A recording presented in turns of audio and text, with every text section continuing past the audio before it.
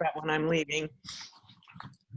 So this is business integration Zoom class number 3, December 10th. We've got Judith, Anna, and Serena. Kelly will join us later. And yeah, Judith, you were the one who said you had to leave. Is that how it was going? Yeah, I have to leave at 6:15. Okay. So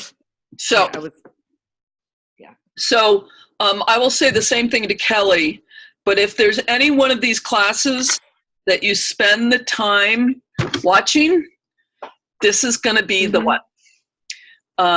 Because this is one where we're going to deal with money. Yay! Yay! Money and trauma? Yay! Oh, that's just right. Money. I'm so well trained. I know. There we go. It's like Pavlov's dogs, right? Yes. So, and I have, there's a lot to be said about money. And obviously, money is an issue for all of us, but if you're going to be self-employed, if you've got issues with money, it's just going to get in the way. So I have some different frames for thinking about money, though. And we're going to do some exercises, okay? But before we do that... Did you do sacrifices? Exercise. Yeah, no, we're not going to do sacrifices. I don't have a chicken back here. I'm not doing sacrifices. Okay. Sorry. Exercises. But before we do that, I want to just check in on the business front. I do understand that none of you are, Judith sort of has, and Serena both kind of have a business already, but not necessarily a Constellations business. In terms of Constellations, I understand you're all sort of before the beginning, even in a way. But to the degree that you've been doing any thinking or trying things or have questions, are pondering, this is a really good time of the year to do some of that stuff, to kind of think about. I know that the new year is utterly arbitrary, right? We have a Chinese New Year in February and a Jewish New Year that moves, It doesn't move in the lunar calendar. It moves around.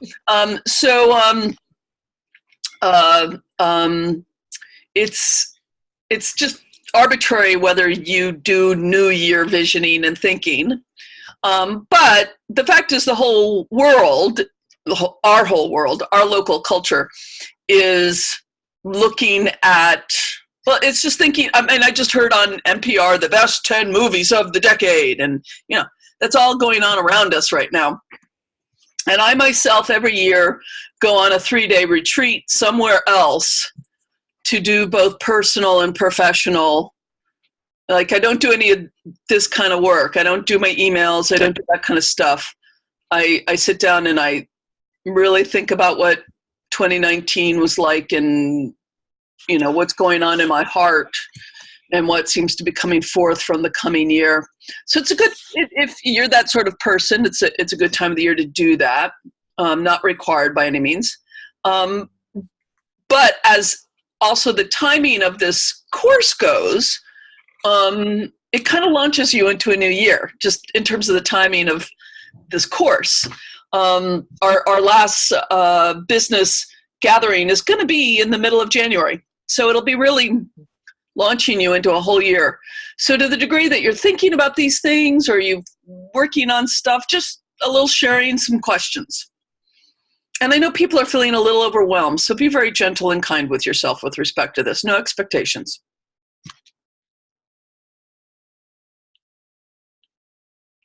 I'll share. Yesterday was my last day of the semester. My students had a recital, and I did a Constellations exercise for them. Yeah, I always do grounding and usually a little bit of Tai Chi, but this time I had everyone close their eyes and imagine their ancestors many generations back behind them, and feel the excitement that the ancestors had of being honored Oh, by wow. their pursuing their hearts from their heart, and then move that into that their voice was in front of them and looking at their voice. Wow. And just experiencing, and then switching, being their voice, looking at them. And Wow. What a good idea. I like that. it was so, it just seemed like the right thing to do. And I'm really excited that that seemed like the right thing to do. And no person of all my students, no person sang looking at the ceiling, which is the worst when they just leave the body. And I like to think that not only do I work on that the whole semester, but I feel like this exercise helped. So I just feel like there's a way in which in my music work where this is, it doesn't even dovetail, it is part of it. And then I'm just very excited about Constellation. So I do want to see what I do with that. And there are a couple of people that I spoke with today and said, I'm actually competent at this, and I would like to. I don't feel like I'm really asking you a huge favor to do some constellating in smaller ways. And I talked to somebody about migraines and that this might be helpful. So Wow. Oh, good. yeah, I don't to feel frightened or I can't. That's just a really nice place to have lift off from. Excellent. Or away from. Yeah. Makes me happy. Thank you. Good. Did you get any feedback about that exercise at the recital? That was really cool. Okay. that's what I heard. Yeah. Yeah. I really liked it. Yeah. From almost everybody was a little surprised and really liked it. And it's also making me think about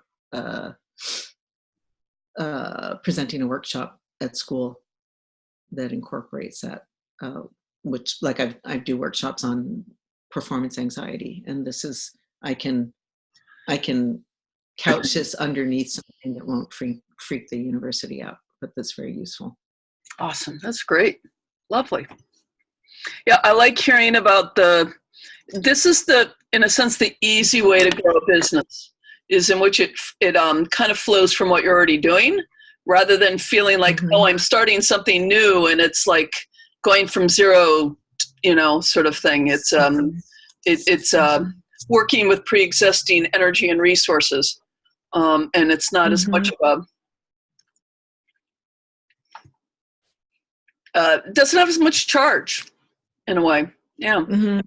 Yeah, I'm not starting at the beginning, and I've worked through because I've been self-employed for 35 years, sometimes making a good living, sometimes not, that I've gotten over thinking that people who have money are bad people, and my own childhood kind of stuff like that. And I really feel open for using the energy I have to do work that I love and make more money, because I do need to be bringing in more money. I really don't want to feel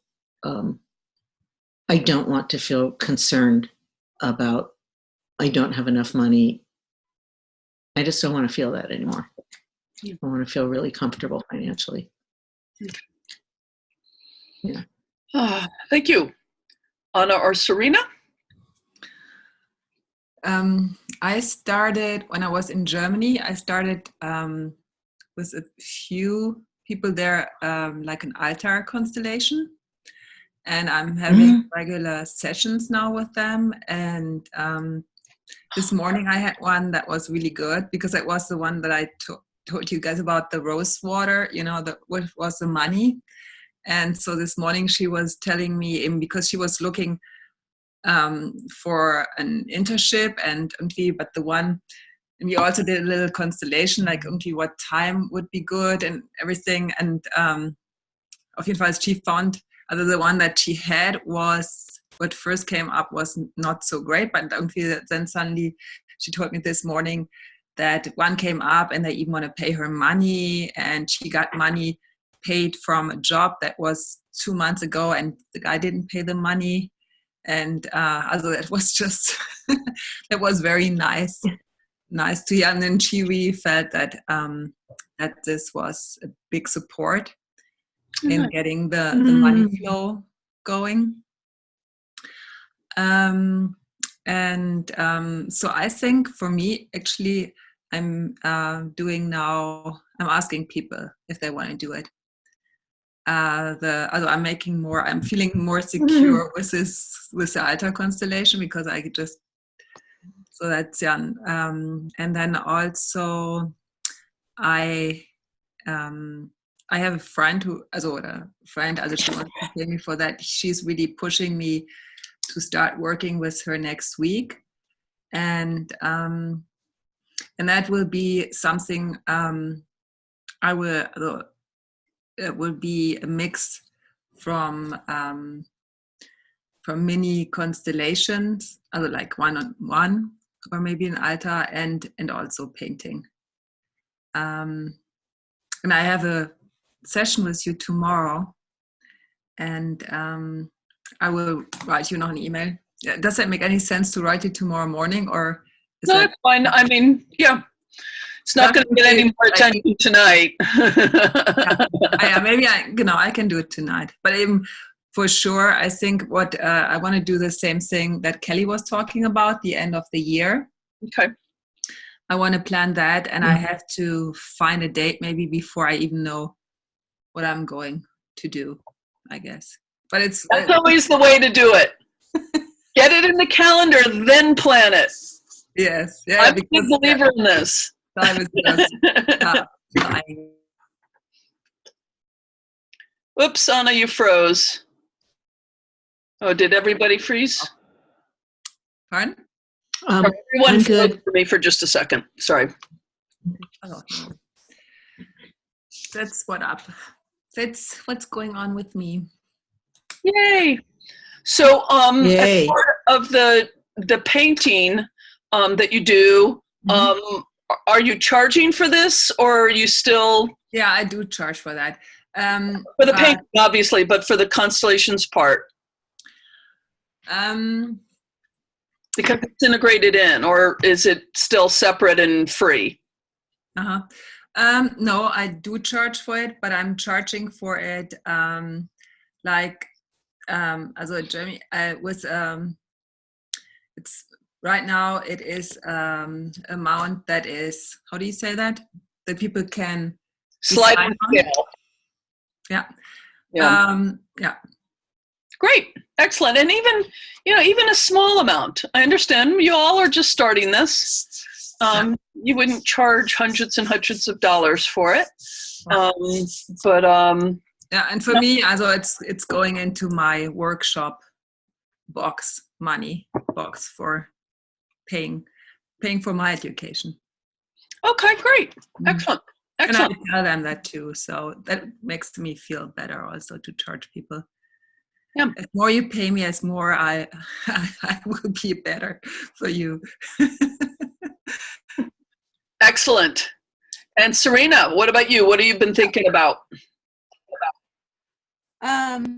Well, to be honest, when I was trying to leave that night, my flight got delayed, and so I ended up getting home super late, and kind of just yesterday was just whoa, a wash. But I got to go snowboarding today for the first time, which was awesome. Yay! Oh, it felt great.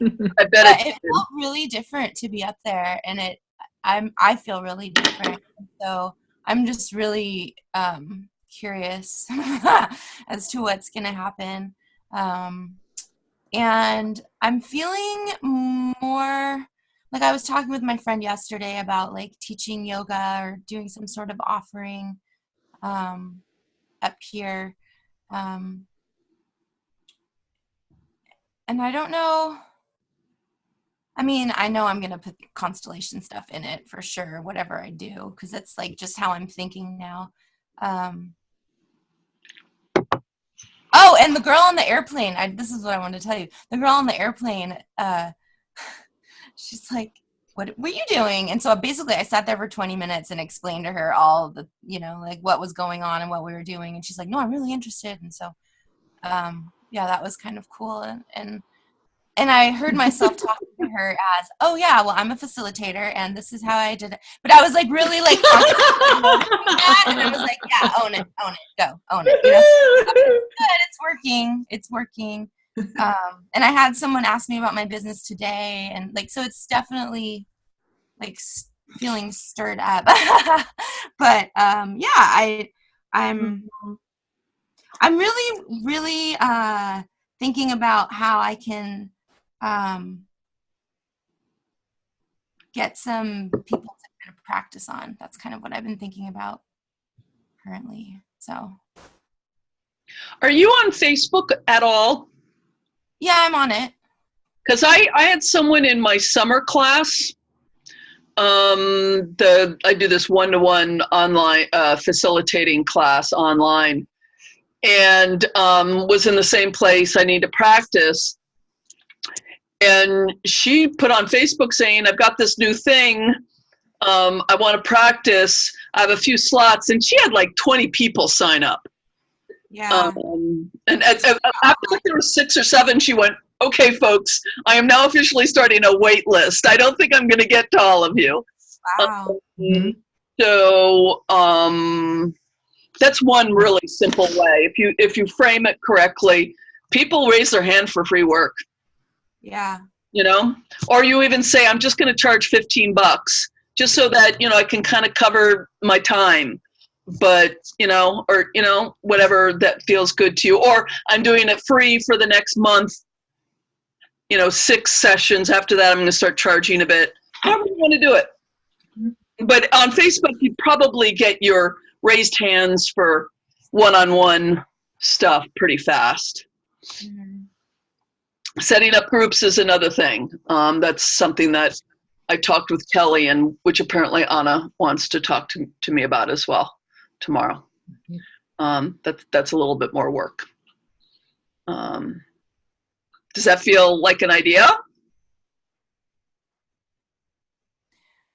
Well, maybe eventually when I do it, yes. But I'm trying to figure out my parameters before I go, hey, everybody, because I know I'll get that. Like, I'll know people like, and I don't want to deal with that. So I need to like be like, okay, this is what's available. And yeah, you can say for 6 people who post or private PM me. Because that actually, the people who take the time to private PM you are not just people who just did the easy thing. They at least had to click on your name and go to your message area and say something there. You can even make it the first 6 people who private PM me, and in 10 words or less, describe what you'd like to work on. I like that. That does a little bit of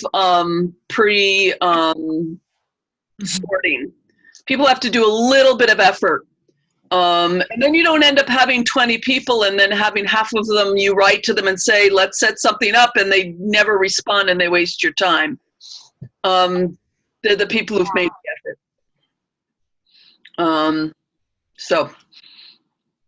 And then after that, you can say, you can even put in anyone after the 6, I'll put on a wait list and I'll let you know. But or 8 or 10 or 4 or whatever number you like. So yeah, be creative. Do. I really like at this stage even thinking through some of those things, because it will only serve you later when the need for clarity about the container only gets stronger and stronger. Things like refund policies and cancellation policies and gathering contact info and all that crap. which doesn't tend to be as necessary at this stage, but quickly becomes necessary. So everyone knows, what the parameters of the work are. Good. That's exciting. That's awesome. Yeah, I was fried yesterday. I made the mistake to have a couple of meetings yesterday. Leslie was not her nicest person yesterday. I have at least one person I need to call up and apologize to. I had no emotional bandwidth yesterday. None. If it wasn't easy, I was going to get cranky. So, lesson learned. But I'm trying to, because I want to take Thursday off for my birthday. So that's what I was trying to do, to stay caught up. Okay. So, money.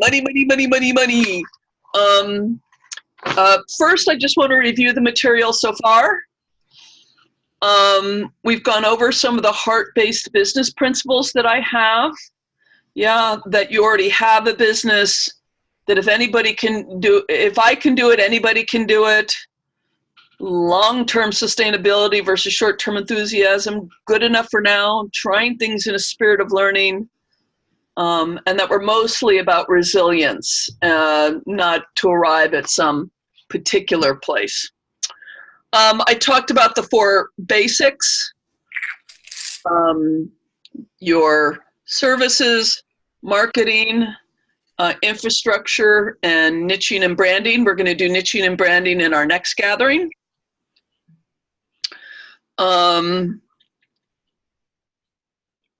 This is a stage, maybe before our next meeting in January, you might think about, like, what are 3 things I want to get done by the end of the summer for my business? I want to get a domain name. I want to get business cards. I want to have a service I'm regularly offering. I want to have a website up. I don't know. Yeah. I'm going to talk a little bit about websites next time. What a 1-page basic website might look like, and resources that are out there that make it so much easier than when I started 12 years ago. Oh my God, the whole website thing was such a nightmare when I started 12 years ago, and now it's pretty easy peasy and cheap, free to cheat, very low cost. Remember, we talked about how when we start with a modality, we tend to spiral in to our services. So it takes longer, but it makes for a business that really works for us. And last time we talked about marketing and the funnel, having different services at different cost levels. Okay, so now I'm going to turn us over to some slides.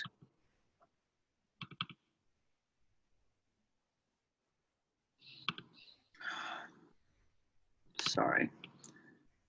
Here we go. So, for those of you who have been in sort of the consciousness world, the new age world, the spiritual business world, it's got a lot of different names. You basically run into 2 different ways of talking about money. The most common one in kind of the new age world, the new age business world, or the spiritual business world, is prosperity mindset teachings. So there's plenty for everybody. There's abundance. There's plenty for you to have enough. All you need to do is adjust your mindset, and you will have everything that you need. Okay. The other one that we hear more of in kind of social justice circles, for those of us who are in those kind of circles, is, the evils of capitalism and of the economy and of money, the evil of money. And so with that tends to go a kind of not really wanting much of it or have much to do with it, and a kind of righteous opposition, to all of that. I remember having a client years ago. It was very interesting. She hated capitalism so much, and she hated the idea of marketing and everything so much. She just wanted me to do a session with her where she could somehow win $1 million without having to do any of the work. So she had kind of both, almost. These are the usual solutions. We ignore the money culture. We ignore the economy by preaching this prosperity mindset. You know, none of that is real. You can have as much as you want. Poverty is just a state of mind, that sort of thing. Or we resign ourselves to it. You know, you can't beat capitalism. You can't beat economics. We'll stand in righteous opposition and be poor. I'm being a little hyperbolic here, but not completely, given the circles that you run in. So my invitation around the money culture, the culture that lives around us, is to respect the system that we live in without necessarily approving of it, and build trust and values around money that make more sense to us. Because the first thing I want to say is, against the first one, against the ignore it, you know, just have the right mindset, this is, excuse me, I'm going to swear, this is bullshit. This is bullshit. Tell this to an African-American kid who's growing up in West Oakland with a crappy school and, you know, who has to duck violence. And who's going to run into redlining and discrimination around his name and his face. Yeah. Who's going to be stop and frisked by the cops more often and probably end up in jail for drug charges that you and I have been freely getting away with forever. Yeah. Our larger economic world is not just, it's not equal, it's not fair. And to say that the and then the other thing we're facing, of course, is the limitations of our planet and climate change. And the reality that at some point we need to start wrestling with what is enough. Yeah? And the fact that if, you know, we have a 1% with 60% of the resources, there isn't going to be enough for us. Yeah? So this infinitude of resources, this prosperity mindset thing is very dangerous. I think it's a reflection of, in a lot of ways, of American wealth culture. It gives a pass to the people who have way more stuff than they'll ever need. And it justifies, you know, the people who don't have enough, period. So we need to really wrestle with the realities of our larger culture and honor and respect it in the way that we do in Constellations. This is where Constellations enters this conversation, and I think it really transforms it. Because the other movement, when we really start to take it seriously, we take the economic world seriously, we can move into this righteous opposition. Yeah? It's terrible. I'm against it. I'm never going to cooperate. I won't have enough as a result because I don't want to be stained with evil money, right? But Constellations brings in this capacity to look at the system as it is, to recognize its dysfunction, to respect that this is the world we've been born into and which has nurtured us, and without us, without it, we probably wouldn't be here, right? To bow to it with respect, not approval, but with respect, and then say, as we said, you know, what would I like? To build trust and values around money that make more sense to us than the one that the money culture might want us to adopt. Yeah? So how can we bow to it, honor it, not be in opposition to it, and then come up with, and, you know, this sort of please bless me as I choose a different way movement. You know? How do I want to be generous? How do I want to have values that align with what I believe about money? How do I want to have enough to live and be well and have fun, but also wrestle with what is enough? Maybe simplicity is part of our values. Now, whatever your values are, they're your values. If you want to be a billionaire, okay. If you just finally like to get to six figures, okay. You know, whatever your values and goals are, you find them from inside here in your heart and who you are, with some discernment and exploration. Yeah. Bow to the money culture, and then say, and then this is what I want to have. This is how I want to live. This is how I want to be in relationship with the people around me. I mean, one of my values is that I'd like to have enough income with my business that I could have a regular chunk of my business being like robustly pro bono. I've always had a vision of working with people who've, you know, gotten out of jail or prison.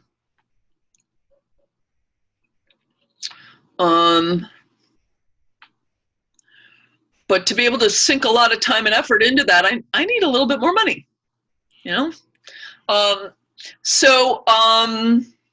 This is a very different way to think about our situation than most of the, like if you take a seminar on fixing your money mindset or being in right relationship with money or the various things that are out there, Constellations gives us a really different approach. One that I do think is more liberating than either, you know, the righteous indignation or the just kind of ignore it and say, you know, I can be a billionaire if I want to. And, you know, it doesn't really matter what else happens to the world. I think this gives us dignity with respect to it. So I'm curious about your responses to that, because then we're going to do, I have an exercise around that. But before we do that, I just want to see what your responses to this are, if this is helpful, if this is different than some of what you've been taught before. Is this helpful? Any comments or questions about it?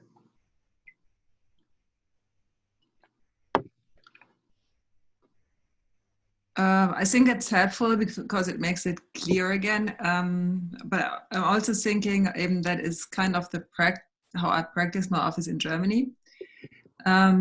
It's just simply like being a part available for people who are not able to pay and to help, and then even there are others even who are paying more because they just can. And I think it's right, and I think it's good to see it how you just put it on paper again. And for some people who are newer to business than you, Anna, Mm-hmm. Sometimes the sliding scale becomes a little bit of a bypass to not stand in some integrity for, I need to get paid a certain amount to pay my bills. And then a lot of people end up underpaying, and then people struggle. So figuring out a way to figure out prices that leads to basic viability for new practitioners who perhaps have struggled their whole lives with having enough is an interesting journey for some people. And I do think that if we are kind of in an okay relationship with money, which I have a funny feeling you are there, Anna, sliding scale is really powerful.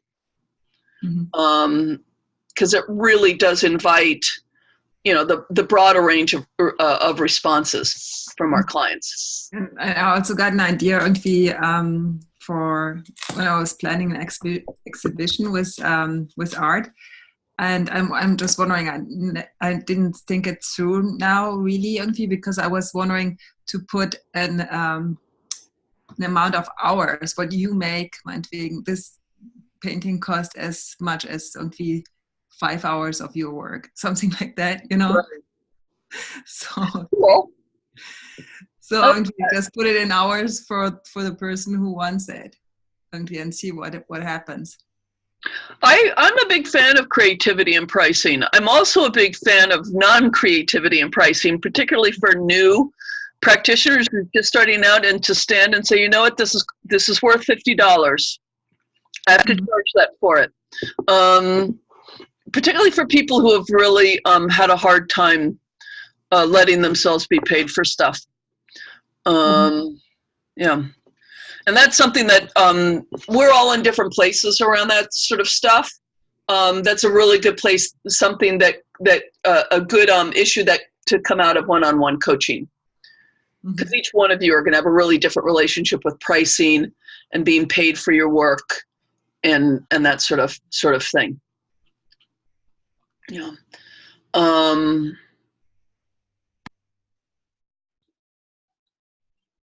Has anyone here been on the receiving end of the prosperity mindset preaching, where you just need to change your attitude and there's money's just energy and there's plenty for everybody? Yeah? Yeah. That one drives me bonkers. It just drives me nuts. And of course, on all these teachings, there's always a core of truth in them, of course. Yeah. Okay, so ready to do a little exercise?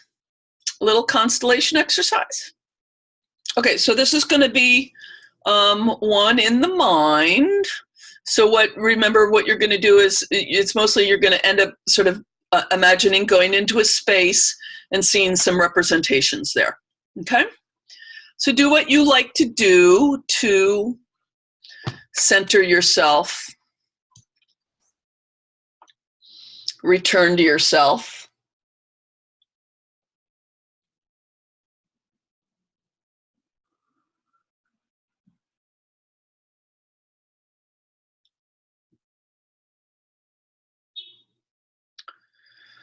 Take some breaths, just find yourself in the space that you are right now. Whatever you're feeling, there's plenty of room for.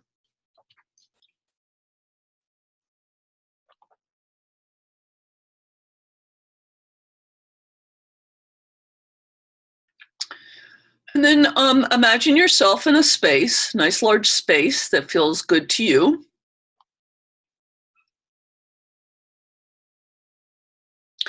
And then imagine in front of you a representative for what I've been calling the money culture. The money economy that's around us.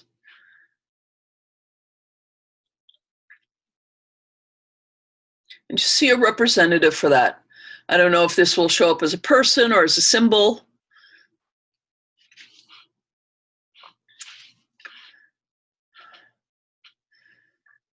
But just imagine a representative for that entity of the money culture.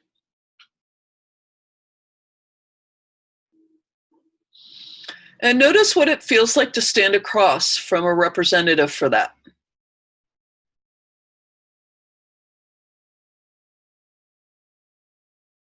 Just see what it feels like. Does it feel nice or neutral? Tense? Is there anger? Fear? Is it standing really far away or really close? Does it seem bigger than you, smaller than you? Just notice what this relationship is like. Be curious without having to change it or make it any different.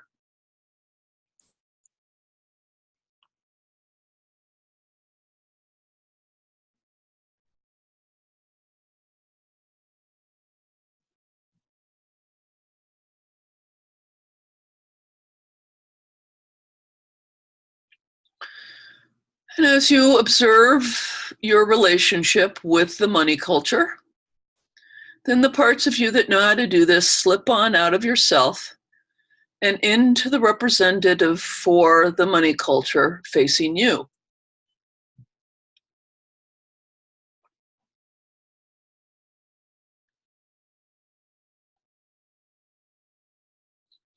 And from the point of view of the money culture, what does the relationship between the two of you feel like? And you can ask some of the same questions. Does it feel friendly, tense, distant, close? Who's bigger, who's smaller? Just notice what the relationship seems like from the point of view of the money culture.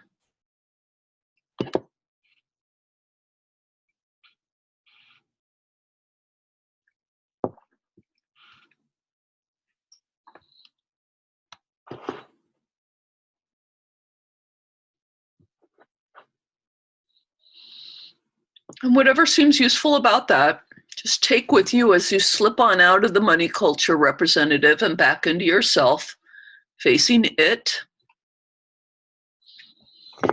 Bring that with you.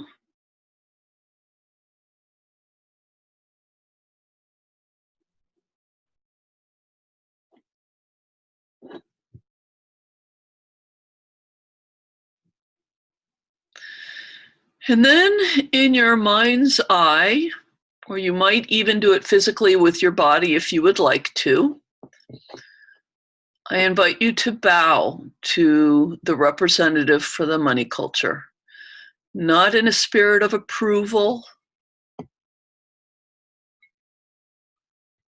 but just recognizing that it's bigger than you, that it is. It's just the bow of consent. This is, with all of its shadows, all of its history.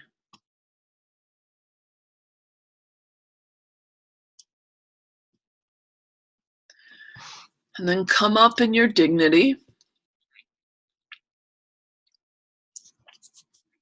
and bring to your mind one or two or three values you have or goals that you have around money or wealth.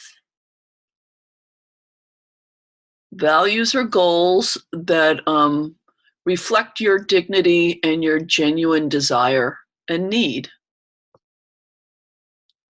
Just think of one or two or three of those.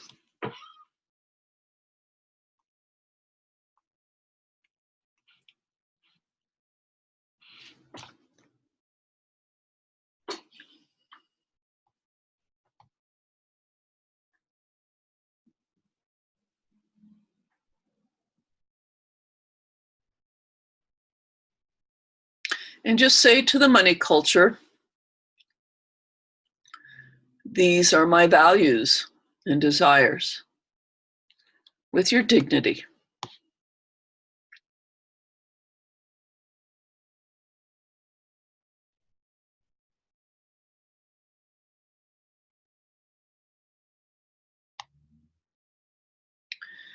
And I will pursue them not with righteous opposition or with surrender to your inevitability,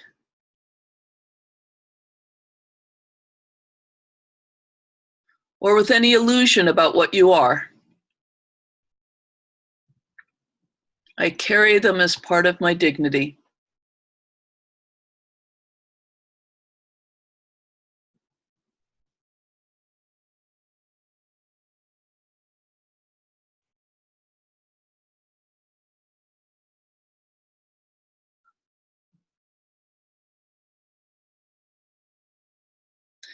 And usually at this point, when I do this live with real people in a room, the representative for the money culture has become quite neutral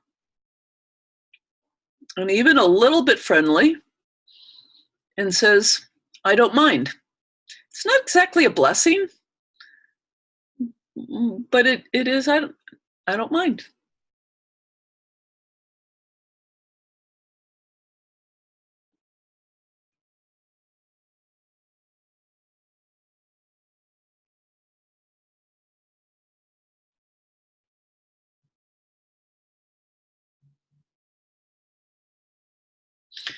Now, later in the class, we're going to kind of return to this because we're going to look at ancestry to support this a little bit, but we're not going to do that right now, just for now. Feel what it is like to feel the dignity of your values and goals and desires as you honor the culture as it is.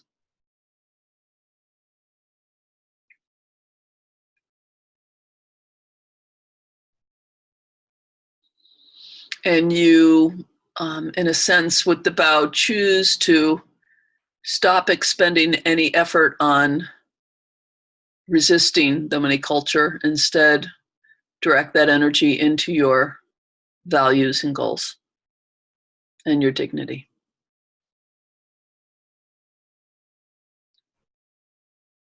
Which, sneakily enough, transforms the money culture as we show up and do our part, our small part.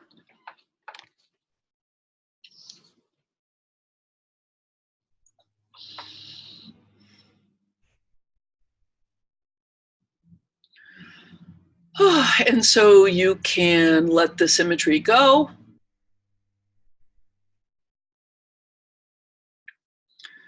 Come on back to the group.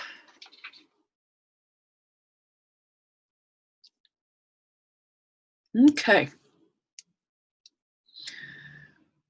Okay, I'd be interested in hearing a little bit from each of you, particularly any values and goals you may have identified, but generally any experience from that.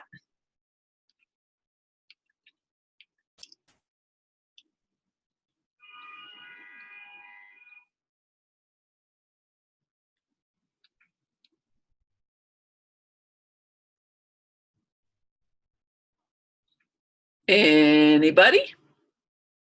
You're all muted right now, if anyone's seeking to talk. It looked, the money culture looked very big, and it looked almost like a big raven with a head tucked under the wing, and I wasn't sure if it was the bird or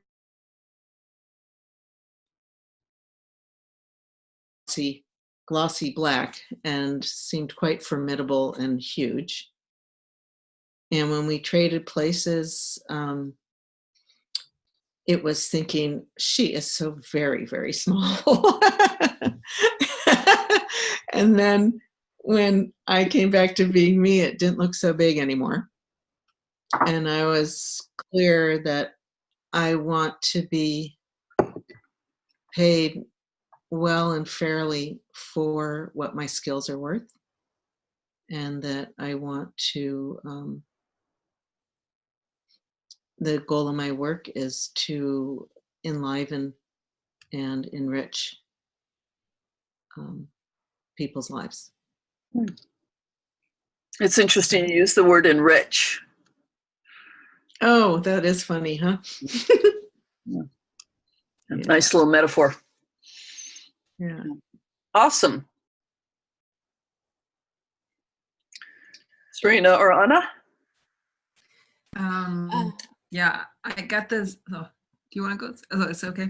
I got the image that was pretty funny. That was on a beach, and for the money culture, I got a cowboy with like a golden necklace and stuff like that. And right near him was like this woman with fake tits and so like bleached hairs, and they were like this together. And it was interesting because when I switched, looking from their side, they were so neutral and much less judgmental than I was of them. And when I was looking at them, I was just thinking, oh, hopefully they don't come to me. They kind of look over my shoulder and don't come to me, not approaching me. And and when I then switched to their side, and I really liked that they were so neutral and just seeing me as a possibility, kind of. I don't know. So and so when I switched back, then I was much more neutral as well. But I was still thinking, take the way this way. With money, I was not thinking about business, and I was just thinking about money.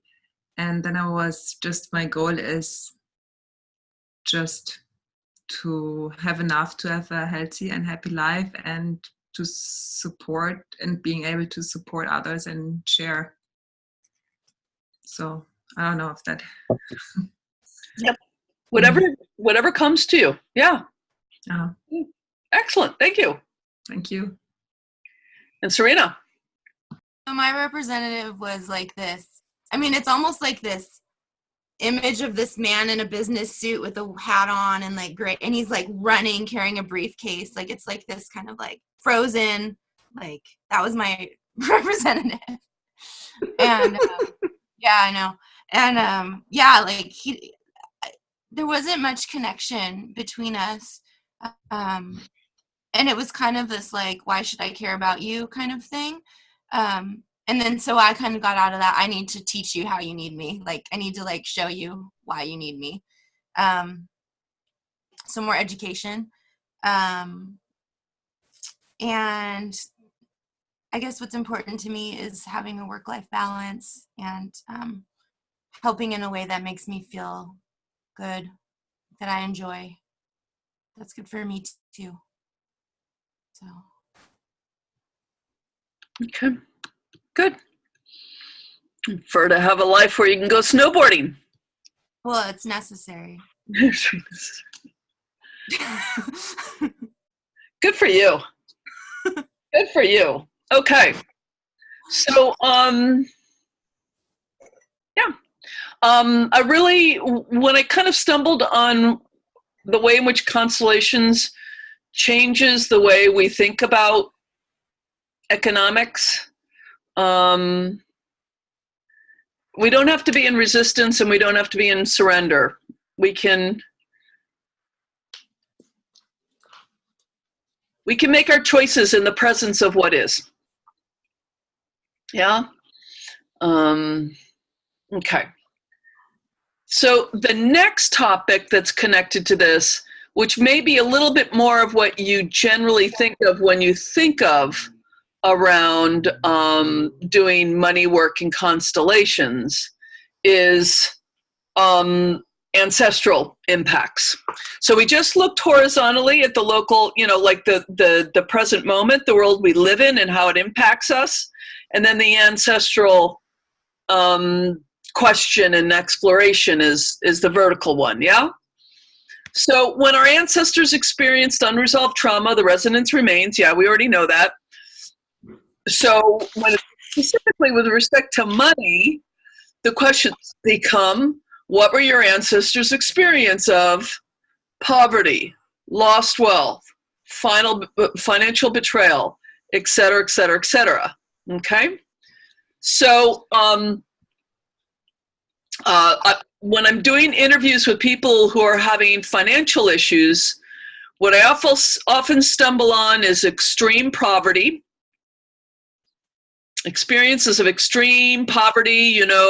They were hoeing potatoes and dying, and the kind of loyalty that often arises is, how can I have more than my ancestors did when they had that kind of poverty? Yeah.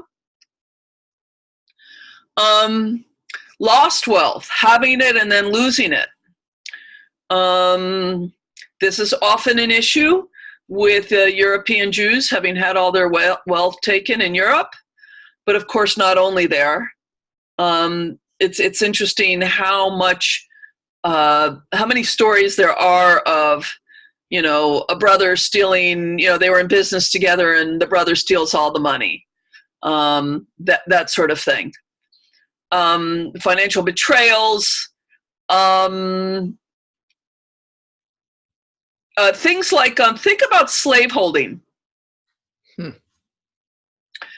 Slaveholding means that your wealth is wrapped up in people as property. So your wealth is people, or people are your wealth. Yeah? So sometimes what I find in the descendants of slaveholders is that money feels grotesque to them. It stimulates so much guilt. It's like they can't get rid of it fast enough because it feels so shameful and awful to have it. Yeah. Likewise, if you were the children of the enslaved, yeah, you can have similar issues around in honor of your ancestors not being able to have wealth. All right. There are many, many subtleties. You can have extremely wealthy ancestors, aristocrats, who use their money in unjust ways. Yeah. You can have people who got money from poor, unjust means, like war profiteers. Yeah. There's all these different, and these can easily be entangling issues. And sometimes the results lead to very literal reenactments. And sometimes it's more metaphorical and symbolic. It's not quite so direct, as we all know. Yeah, entanglements don't always look exactly like, the originating phenomenon. So the question becomes, what unresolved trauma around money might you be holding? And would you like to give it back to those who are now at peace and instead ask their blessing? So we're going to do that exercise. But before we do that, let's just do this at a conscious level. Okay. I almost certainly have slaveholding and or slave trading in my background. I probably also have some participation in Native American genocide in my background, although I don't have any explicit stories of those, but my people have been in the US long enough that just statistically, and just by being in the culture as well. And then for many people around the world, and definitely in the US, the impact of the Depression has quite a large imprint on my family system. I know that in particular, my father's family lost a great deal, and his entanglement with that was expressed by, he was a very creative guy. He loved numbers and he was a mathematician, and he ended up working for IBM and basically selling his soul for security for his family. He never had joy in his work. And it was a really spiritually destructive thing that he did, because for the people who came out of the Depression, security was more important than anything, because you could lose everything in a moment. So that sort of thing shows up in my family as well.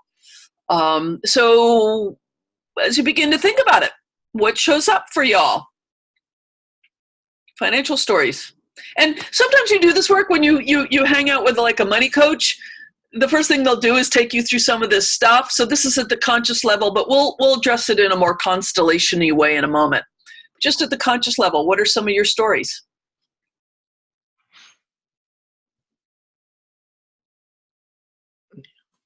My grandfather lost, he'd saved up, he was a tailor, he saved up and bought an apartment building in Chicago, and they lost everything in the Depression.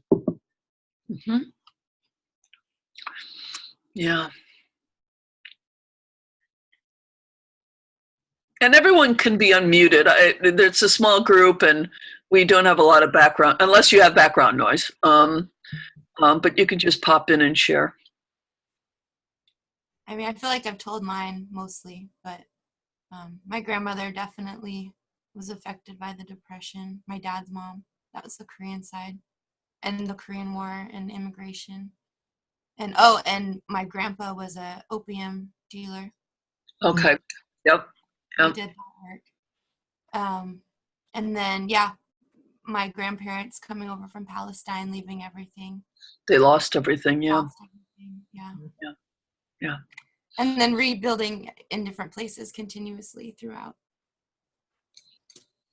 Well, and that can also be, by the way, an interesting inheritance for children of immigrants who work so hard. And often, they had the grocery 7 days a week and they never had any rest, so that their kids could go to college.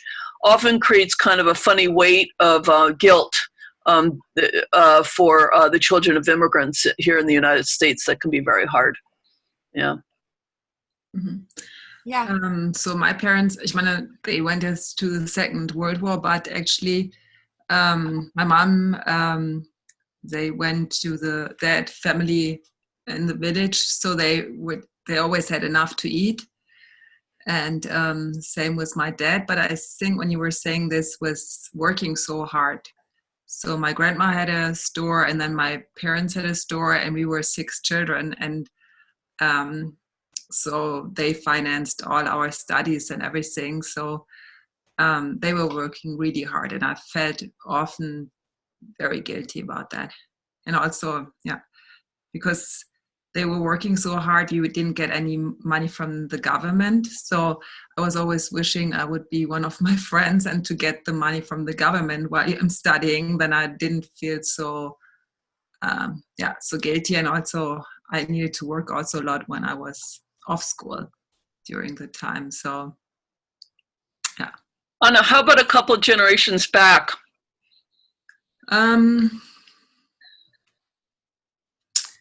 I think from my dad's side, they were always like farmers. And, but I think they're all pretty, and also... Did any of them really suffer in Weimar? Not that I know. Because that was so inflationary. It was a really hard time in the country. Mm-hmm. Don't know the stories. No. I just also from my grandpa, I knew irgendwie that, so usually he was inheriting the farm. I think I told that story also. But then he had 2 sisters, and one sister said, if I don't get the farm, I'm doing suicide or something like that. And then my grandpa said, okay, you can have the farm. I'm not taking it. So that was, but he was supposed to take it. Actually, he had an older brother who went to war and who died. It was always the oldest son. So, and then he was the one to get it. And and then the sister said him that she wouldn't get it. Yeah. And so he started a new business. That's tricky stuff. By the way, inheritances. Uh-huh. Nothing fucks up families like inheritances do, man. The number of constellations I've done for people whose families are torn apart by dealing with inheritance. And I mean literal inheritance, not emotional inheritances and all that sort of stuff. I just mean, the will and the piece of land and who's going to get what and who is written out of the will and who was not included in the will. And who got more? Holy for holies. Mostly what we really need to remember is that parents are not obligated to give their wealth to their children systemically. I mean, it's good that they do. There's nothing wrong with it. But it is not systemically obligated. And so one of the things, kids can sometimes get into is, my parents should have given something to me. So that's one thing. Parents are also not obligated to be fair in how they set it up. Having said that, fairness is kind of one of our, when the inheritance isn't really fair, it drives everyone nuts. But then what's fair, right? Because is it fair that everyone gets the same amount, but one of them is a doctor and has always done really well, and one of them is younger and has always struggled. I mean, it's just like, oh, it's just a nightmare. You know, should the stepbrother get the same amount? It just gets nuts. So much better if you just let it go.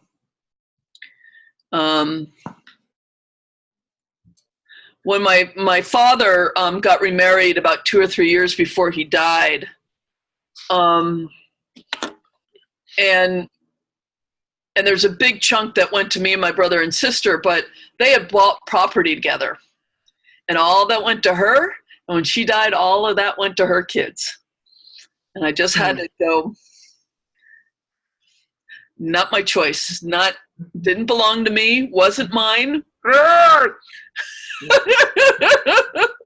But you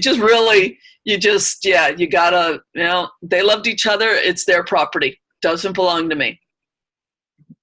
And if you do focus in on that, it will drive you bonkers. It will really drive you nuts. So I just want to say that about inheritances.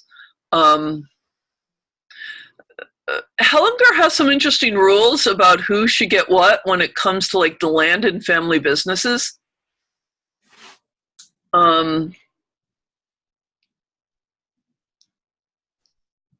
Yeah, that can be really tricky. Sometimes you can feel that it did end up with the wrong child somehow.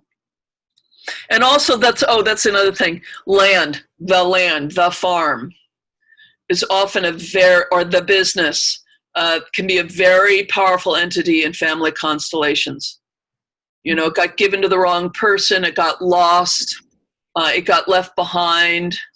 I remember doing a constellation once many, many years ago with a Mormon family, and they had a boarding house in Salt Lake City for about 2 or 3 generations. And in some bankruptcy, they lost it. And the family never got over it. And so we represented the boarding house that was so important to the family.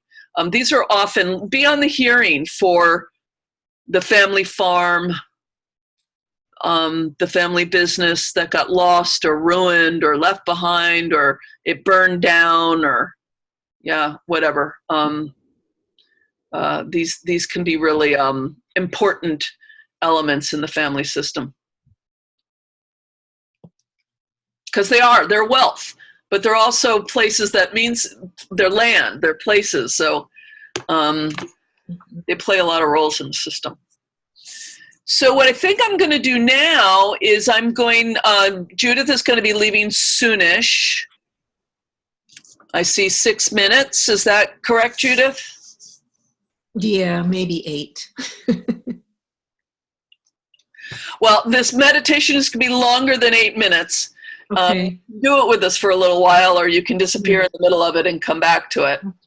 Okay. Do you want to say goodbye to people now before we start the exercise? I do. Yeah. I just want to say again how fond I am of all of you, and how wonderful it is to see you and have the honor of doing deep work with you. Thank you very much. And I know I'll see some of you Thursday night. Right. Okay, so we'll just come out of the meditation and know that you'll be gone. And I can't remember exact. Kelly, you'll be showing up in the next hour, so I'm not quite sure. So you guys will kind of swap. Okay. Okay. I'll see you all tomorrow on the YouTube. The rest of this. Oh, yes, good, excellent, great. Mm-hmm. Okay, so we're going to do the same thing we did before. We're going to do another meditation in the mind. I know this is always dangerous this time of the night. People are like, but do your best, stay awake, and move inside once again.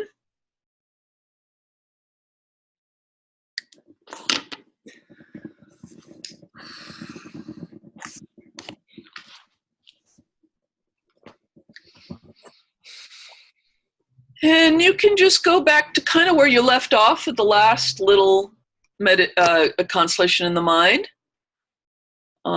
Sort of being present to your values, around money and goals and desires.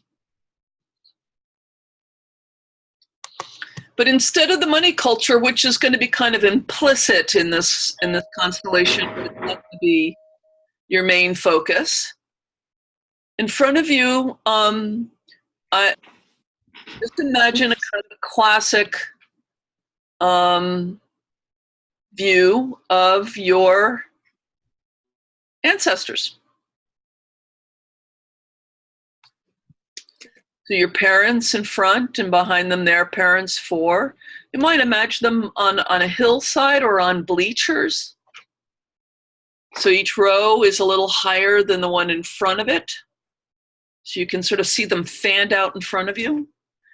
Your great-grandparents on the next row, 8. And their parents 16, and their parents 32, and their parents 64. In less than 10 rows, you have over 1,000 people in a row. In a row.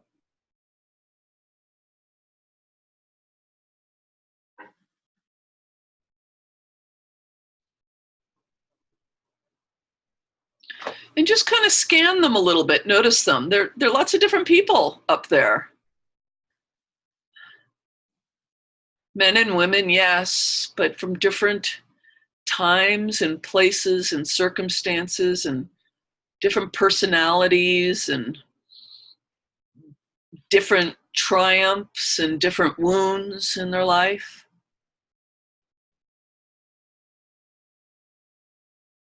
Some of them are sinners and some of them are saints. Some of them are rich and some of them are poor. Wide variety of people.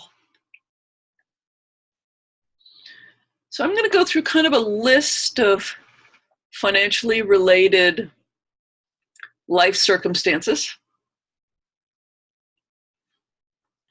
and allow the field to just reveal to you the ones that had this experience.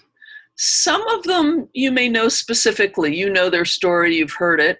But others, you just may get an impression from the field. Oh, there's a group over there that had poverty, or a group over there who had wealth, okay? So just allow the field to reveal to you the ones who, we'll just start out with the ones who had enough. They had enough. They were okay.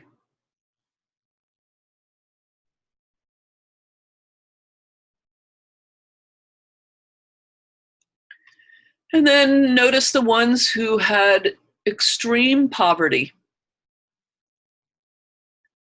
Just get an impression of them. You can notice, you notice one side is mother's side, one side is father's side, how many rows back. The ones who had extreme poverty.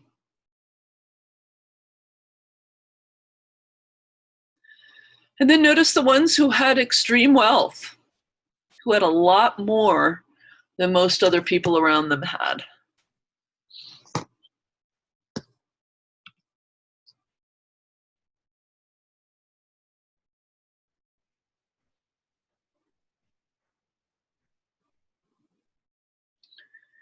And then get a sense of the ones who lost all their wealth somehow. Whether external circumstances or someone stole it or their own foolishness. Just notice the ones who had enough and lost it all.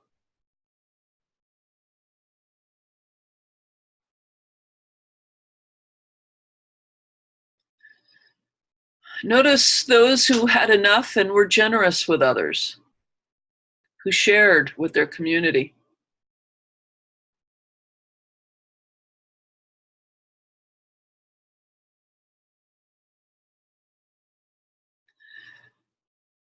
Get a sense of the ones who had money and did negative things with their money, things that were not good for the community.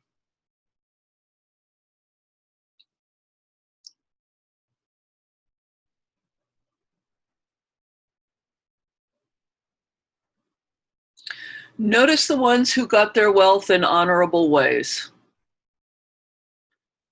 through service to the community in some way or another.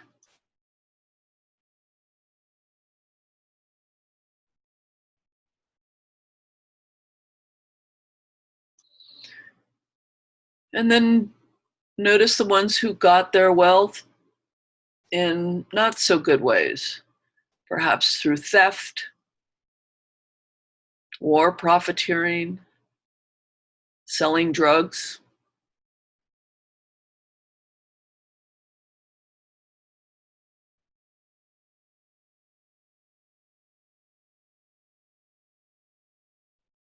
And then again, notice the ones who had enough and were well.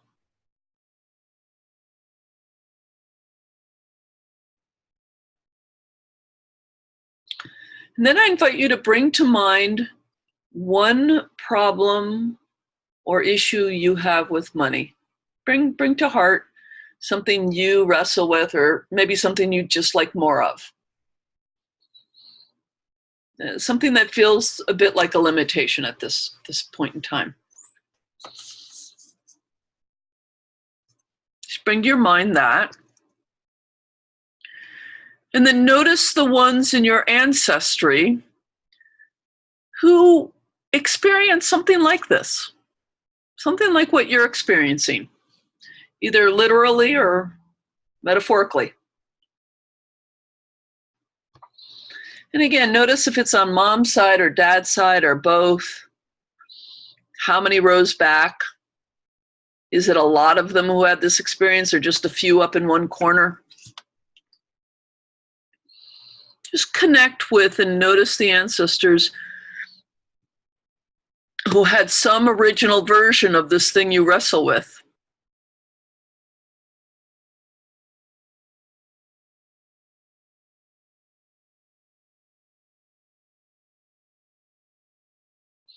And when you get a good enough sense of that, bow to those ancestors. I honor the dignity of your fate.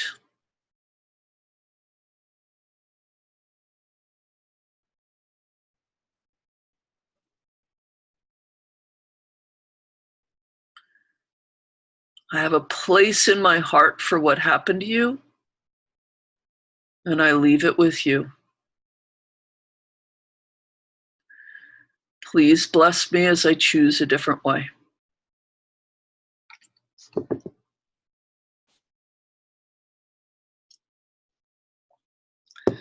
And see them smile at you.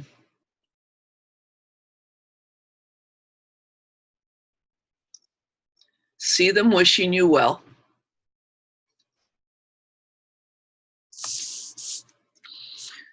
Hear them say, this is why we endured, so it would be better for you.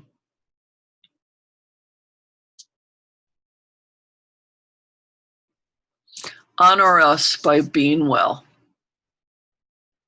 and you have our blessing.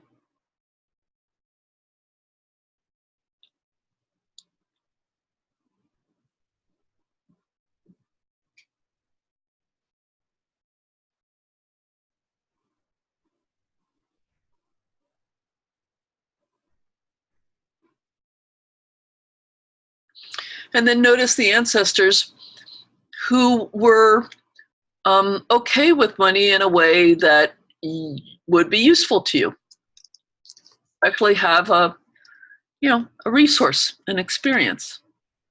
We often look back to our ancestors to see the ones we're entangled with who had some suffering or difficulty, but it's important to look back to the ancestors and notice the ones who were fine. So notice the ones who did okay with wealth in a way that would be useful to you if you could experience something like that too.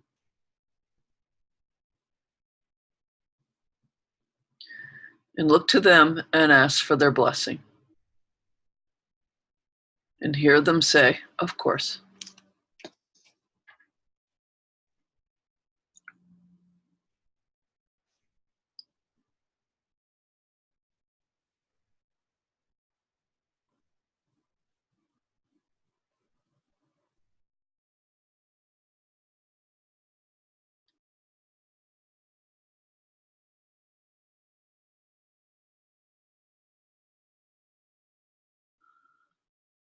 And then just stand in the presence of your ancestors who have been,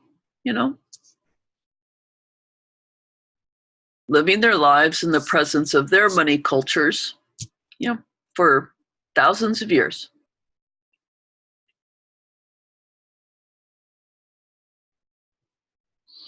And be in awe of all they experienced, all they created.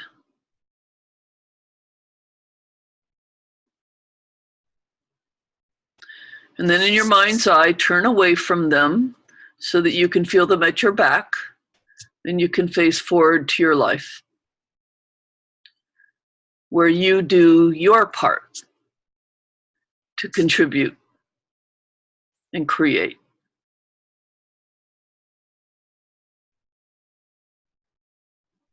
You take your turn.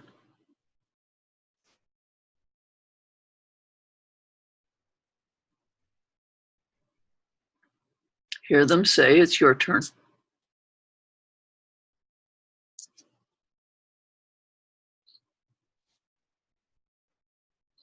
Breathe a little bit, feel that. You might imagine whatever you're leaning against, the chair or the bed, is that ancestral support.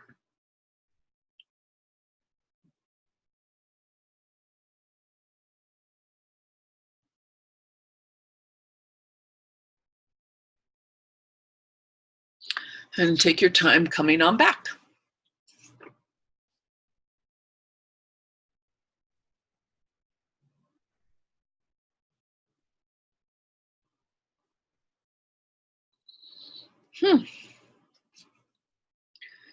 And I applaud you both for not falling asleep.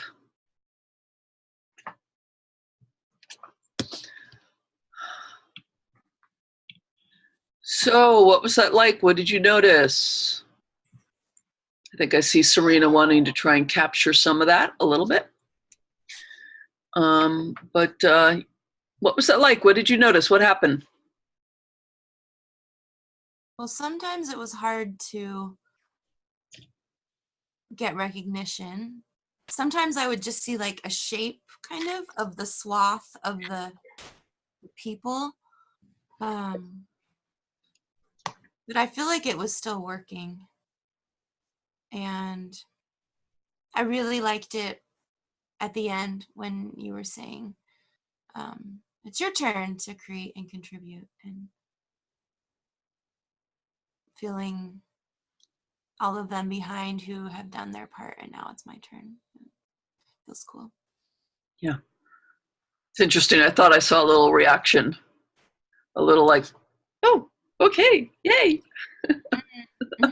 I didn't know it was my turn. That's right. Yeah. Good. Was there any particular ancestral difficulty with wealth that you paid attention to and noticed? I mean, I know some of the specifics, and I think I kind of went to them. I guess if you feel like there's something in particular that you have been entangled with, that has been a special.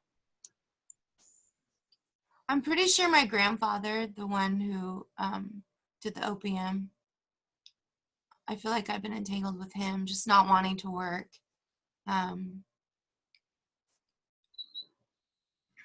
Or not work in that way.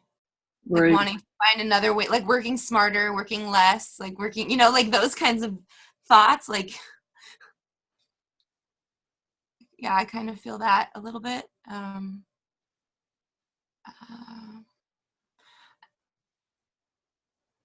then I thought a little bit more about my mom's siblings and like just kind of what happened with them and the different paths they took. And like my mom was really, like, she had a really good job, and she was super like, that's why she pushed it so hard for us, like she knew she was okay because she had a good job, and she was a single mom, but she was okay because she had a good job. And so me not taking that route is another kind of entanglement in a way. like a rebellion against what both of my parents really wanted me to do. So Mm-hmm. just noticing that. Okay. Okay. Anna?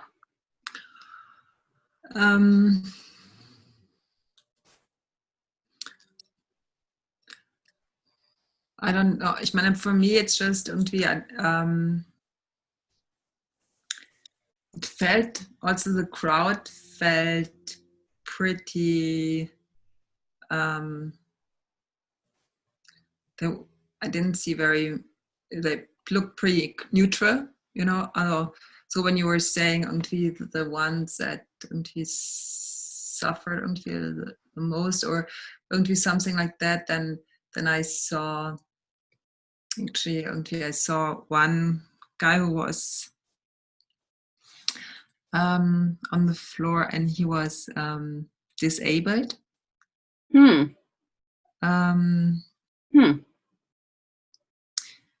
But all in all, it was not. I didn't see really suffering or something. You know what I mean? I thought it felt. And also that was I don't know. It looked pretty much the same, like from their clothes and everything. They looked all like working people in a way. Yeah. And you're a working person. Yeah. Maybe not blue collar, as we say here, but an artist. But yeah. So you can use this for yourselves and for your this kind of looking at the entire ancestry and seeing what kind of lights up in terms of particular entanglements. My overall impression, I don't know what we would get if Judith were to report out, but my general impression is that whatever Anna's entanglements are, they're not mostly about money. And with Serena, it's like entanglements everywhere when it comes to money. Like there's just a lot of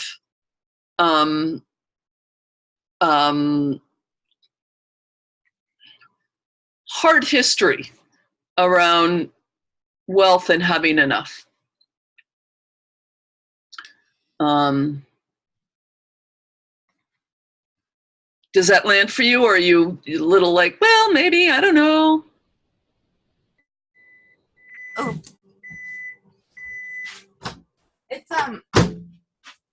it's more of a like, there are certain individuals who, you know, did, I guess, feel both of those extremes. Maybe more of the, yeah, I could think of individuals, but yeah, some of them for sure have had.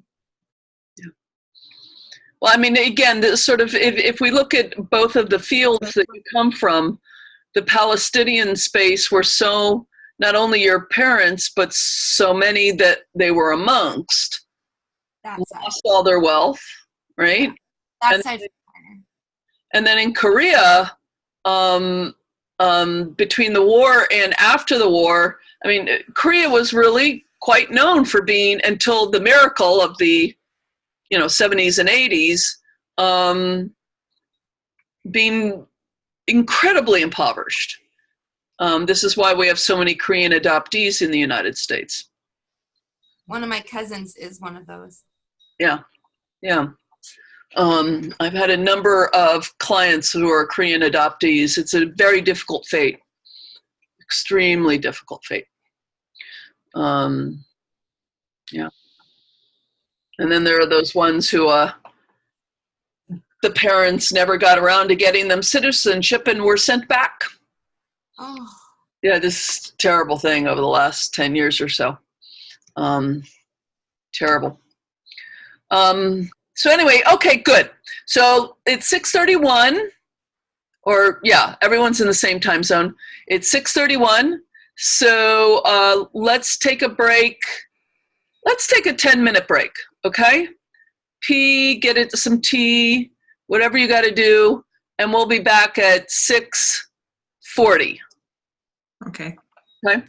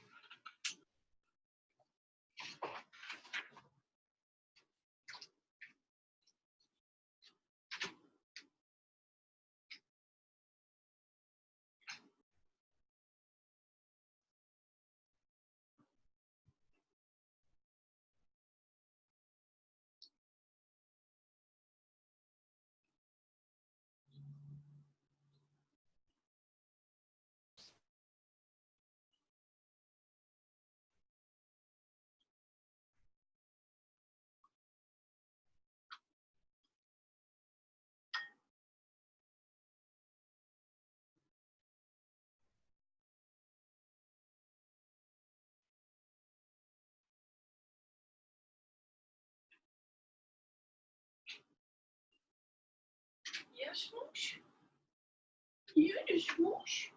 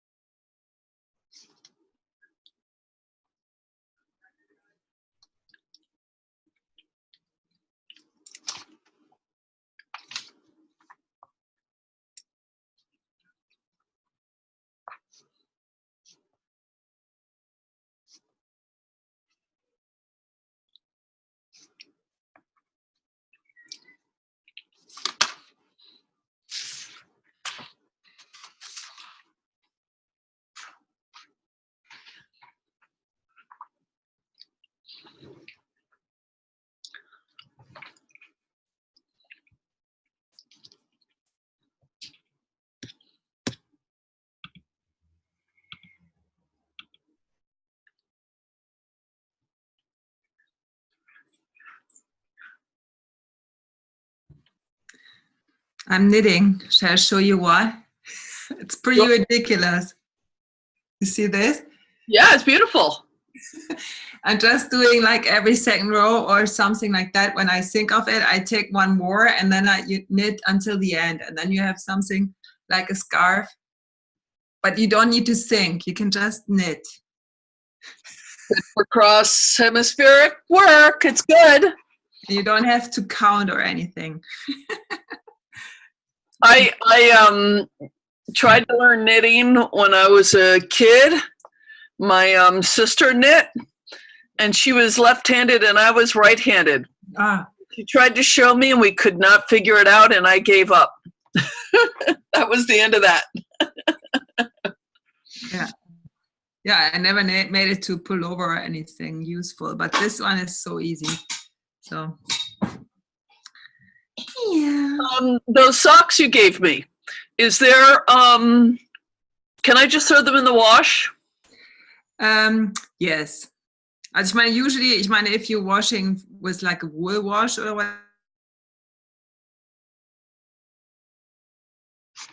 whatever, what is it called? Like the normal color wash, or not too hot, you know, those, whatever you wash your normal clothes. If you don't, what is it? In Germany, it's 30 or 40 Celsius. I don't know how it's called here. The normal wash, just normal wash, I think it's called here. Yeah. Usually wash in cold water. Yeah. Or you can wash them in shampoo if you want to, because sometimes I don't have wool wash. I just take the shampoo that I don't like and put that in the laundry machine for wool. I don't know. But I put them several times already also in normal wash because I didn't see them when I throw the stuff in, and it was fine. Yeah. I mean, you know, they're socks, they get stinky. Yeah. Okay, so welcome back. So I think what I would like to do, that is all of our formal teaching for tonight. So what I want to do is, and what I realized I did is I forgot to do the Heart of Business exercise in the beginning, which we usually do, but we'll do it at the end, which is fine. So I'll try and plan for that and get a sense of how you and your business are. So right now, what I would like to do is either, I mean, we have enough time here, to do a little, is that like dried mango? We had dried mango in Thailand, and it was like, I could die now. It's just the best flavor. And we would eat bags of it until we got sick. It was so good. Anyway, I'm glad you're eating dried mango. I am not eating dried mango right now. I just had a truffle. It was good. I had Dinka's little dried truffle. I haven't eaten it yet. So to start out with, doing a little bit of just, it depends what you need. Take a moment, think about what you need around business or money or work. And I can do a little bit of coaching around next steps, pricing, setting up a service, thinking about website development, the event you're thinking about putting on a website. I'm going to mute you, Anna. Yeah, that helped me. Or any other kind of coaching, a little bit of it sort of from my experience and my perspective on business. And then, of course, there's doing constellations on anything that might feel more like a stuck thing that could take some healing. So let's just start out. Are there any kind of coaching type questions, we could do for the next 20 minutes or so? Something kind of concrete that you're starting to chew on and think about doing. And Anna said specifically she wants some help with putting this event together. I can talk about that. That might be better suited for our meeting tomorrow. since you've already planned it for that. But that's the kind of thing.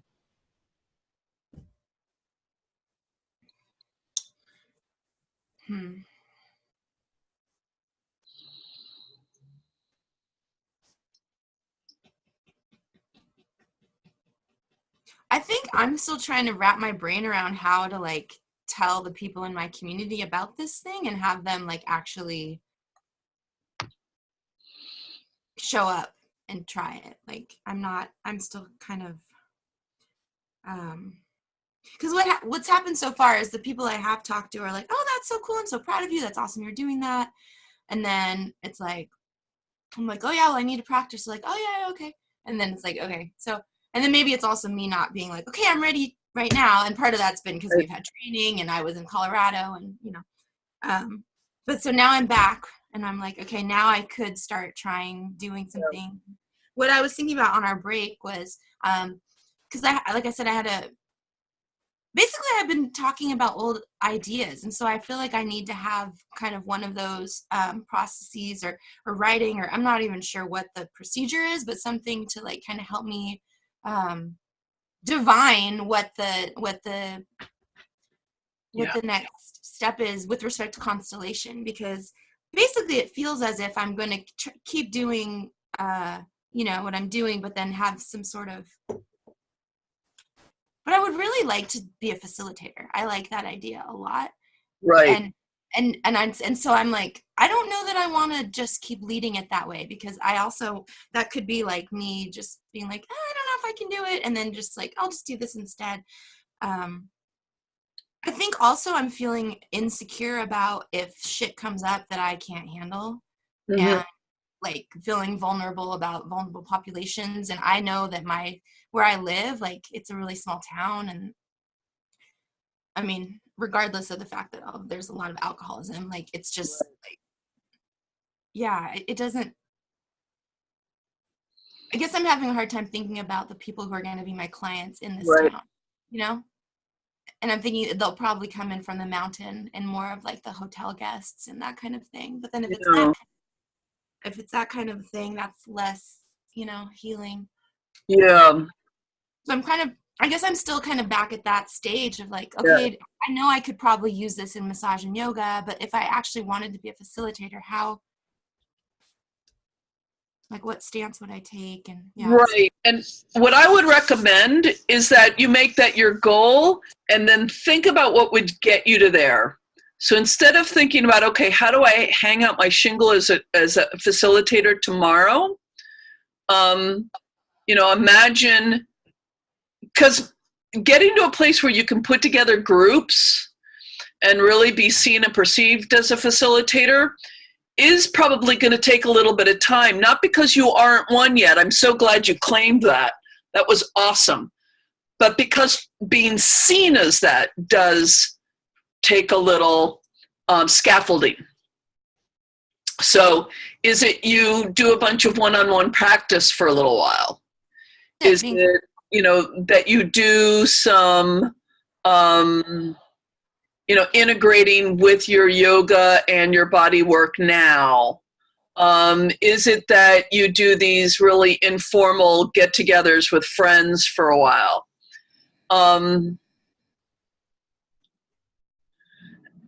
It really, I mean, I use this as an example, sort of to raise the contrast. Just think about a surgeon. There's no way to get around becoming a great surgeon without the first time they have to cut into somebody. They just got to do it. Otherwise, they'll never do it a lot, where it becomes kind of no big deal to cut into somebody. And that's kind of where you guys are, which is finding ways that are as organic as possible to your life right now, kind of low-hanging fruit, easiest possible, and then just doing it and growing and growing and growing and adding.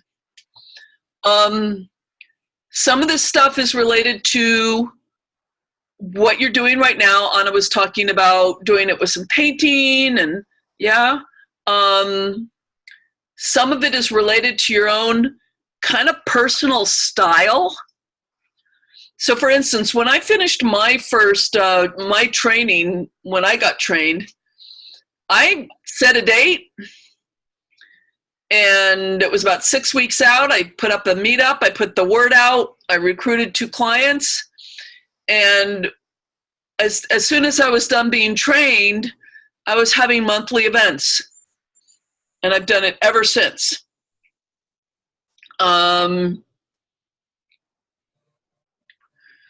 You will figure out what you can handle. One thing I want to say right now, Serena, stuff is going to show up that you can't handle. This is guaranteed. The question is whether you can be okay in the presence of it.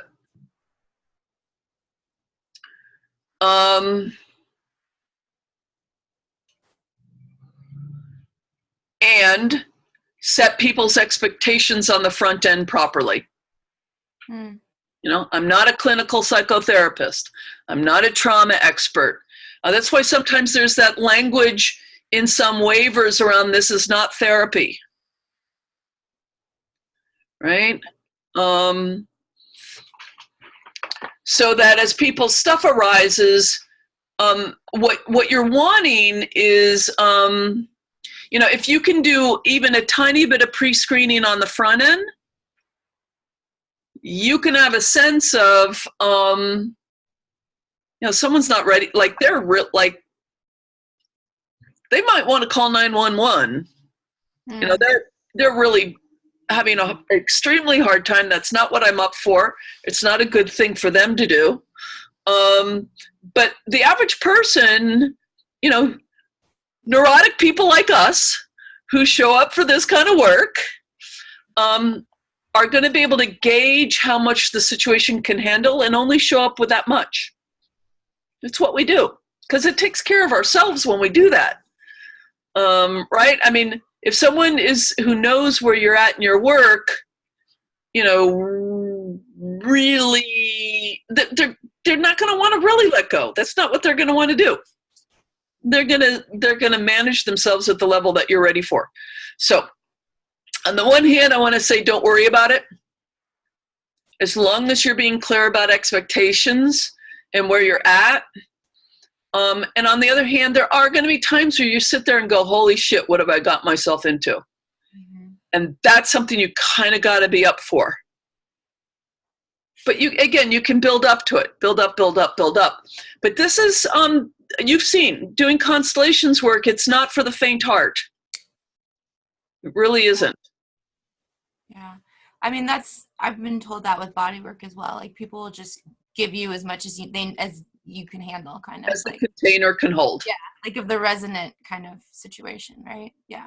Yeah, we're all unconsciously all the time sort of like, I'm having a really bad day, I'm severely depressed, but I'm not going to sob when I get on the bus. Because it's not a place that contain it. It would disturb people, you know? It would freak people out, right? We're doing this all the time. And stuff is going to arise that feels really uncomfortable. I think it's because a lot of these people are my friends, and I know there's a lot of deep, dark stuff that's going on. And like, I know specifically, like 5 years ago, one of my best friend's husband killed himself, and that messed up our whole town. And it happened on solstice, like winter solstice, like it's coming up. And so there's this part of me that wants to do something about it, but that's like way too big for me right now. And you know what I mean? No, it isn't. Well, no, it isn't. And this is actually an opportunity for healing. You have a story about what you can't handle. Now, what would be hard for any of us to handle is, say, if a whole group goes nuts, like they're all wailing and screaming, right? That's legitimately hard. But a suicide you can handle. Like someone comes to you and says, "Dear Serena, my husband committed suicide 5 years ago and I haven't gotten over it."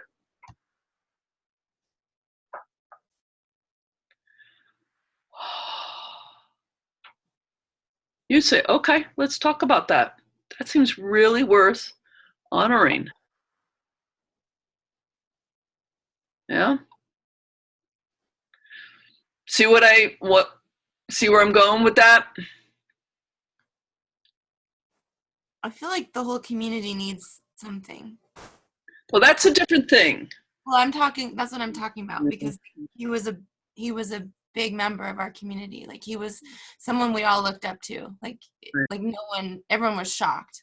Like, he was, like, they were the ideal couple, and like they had the best life, and he had his own business, and he would do anything to help anybody, and they were like amazing. And he was a firefighter, like it was this. Like, so stop for 1 second.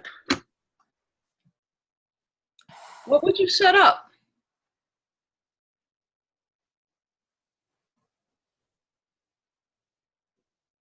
Now, it depends who the client is and what they're asking for, but just early, what would you set up?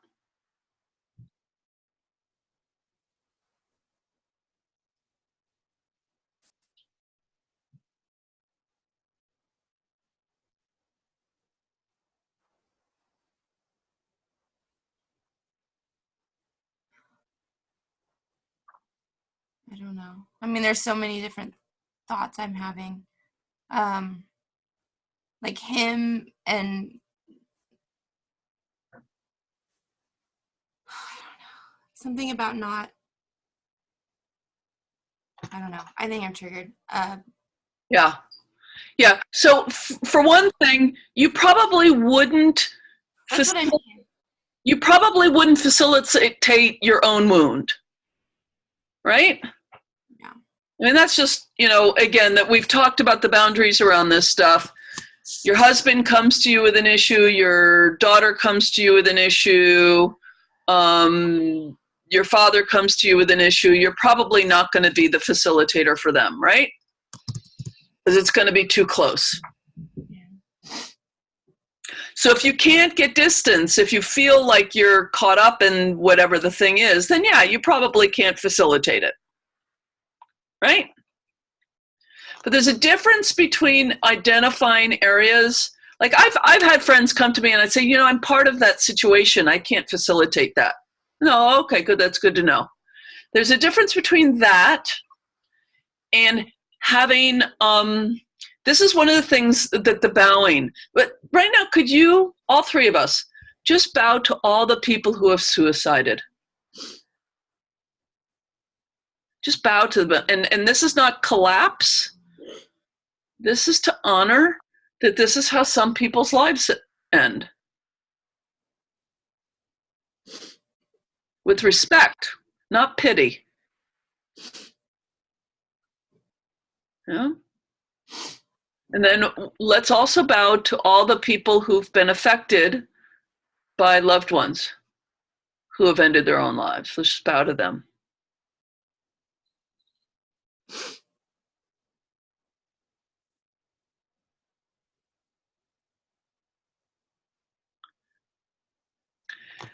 This bow is really important because people are going to come to you with issues that our culture has a lot of stigma around. That there's a really loud trauma field around it. And if we respond with, oh my God, that's happening in your family, whether literally or just kind of that happens inside and we're going, right? Then it's going to be tricky to facilitate. Yeah. But if we can hear someone say, because, I've heard the most astonishing stories. I've just heard the most incredible, horrifying stories. And I listen and I go, that's human, that's life. And I bow to it in my heart because the client does not need me going, oh my God, you poor person, you've had this thing, right? Because then I can't really facilitate. It's not exactly neutral and it's not exactly detached, but it's something in that space. Something like that. And for me, it's the constellation gift of being able to bow and to anything and honor everything as a thing that is, rather than it is not. So I remember one of the most remarkable constellations I ever did. And I want to invite you into feeling really, really, really honored if people come to you with an issue like suicide, like, wow, this is coming into the tenderest, most important aspects of human experience that we as a culture, we don't look at, we can't deal with, denial of these things. But we're being invited to make a space for it and help them make a space for it because they really need a space for it. Remember a client whose father, she was 4 years old. He was out mowing the lawn and he took a break and he lit a cigarette and he dropped the match onto the gasoline. And he burned to death in front of her eyes. 4 years old. That's a damn terrible story. I felt so honored to be able, she's 40 or 50 now, to face that with her dignity and her grief and her horror and her shock, right? And for all of us in the circle to stand with her in that. And to have the honor to do that with her. And to not feel scared and to not feel like, the worst thing has already happened to her. Like anything we do is only going to be neutral to good, probably. The worst thing, we can't do anything that's remotely as bad as what happened to her when she was 4.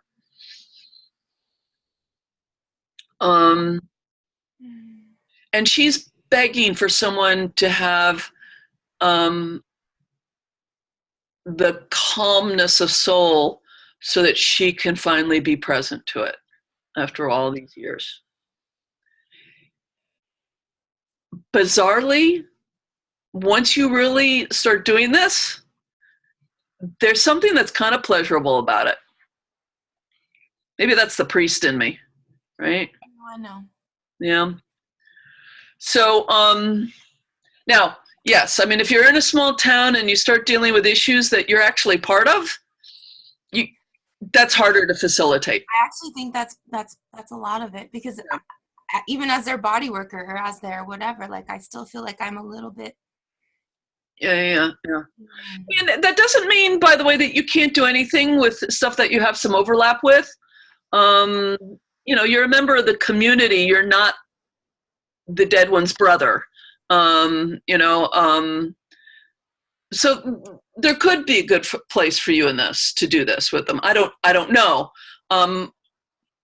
But here's the other thing I really want you to hear, Serena, and you as well, Anna, all of us. We can always say no. When you put out your shingle as a healer, you don't lose your no. You get to have boundaries. And so we're not going to be subject to people like imposing their healing needs on us. We have to proactively say, yes, I'd like to work with you on that.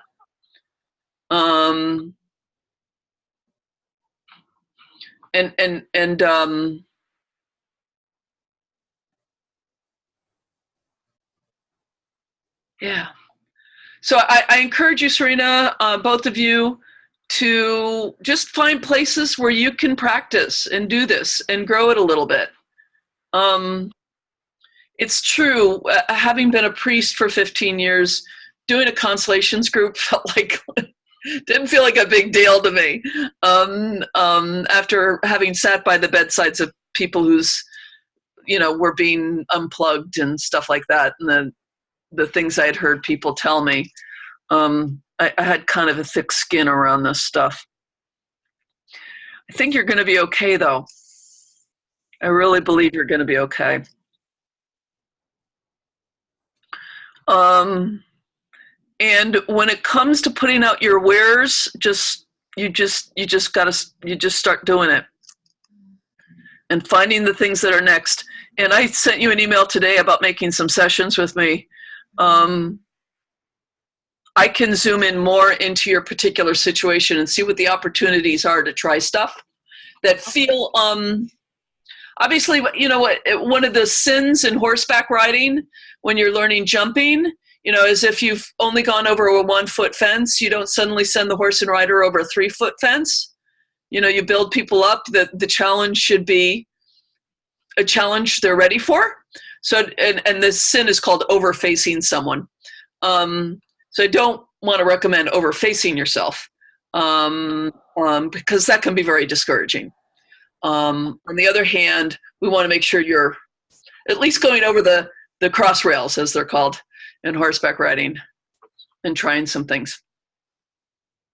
The other thing is if you're wanting to build a business, and this is something, again, we can do more in the one-on-ones, is starting to put together a little bit of a to-do list. I don't mean this in any huge way, but 3 or 4 or 5 things that, you know, we're looking at the new year now, so maybe by the end of the summer you plan to have to try and accomplish. So there's no heavy pressure because you got your life going and everything, but you are actually moving forward on it, and some steps. So to figure out, I mean, in my book, if someone were starting with something new, you know, having a 1-page website, have a service that's out there at a low price, business cards, a couple of places I'm letting the world know about these things. Those are reasonable goals by 6 months out. Yeah.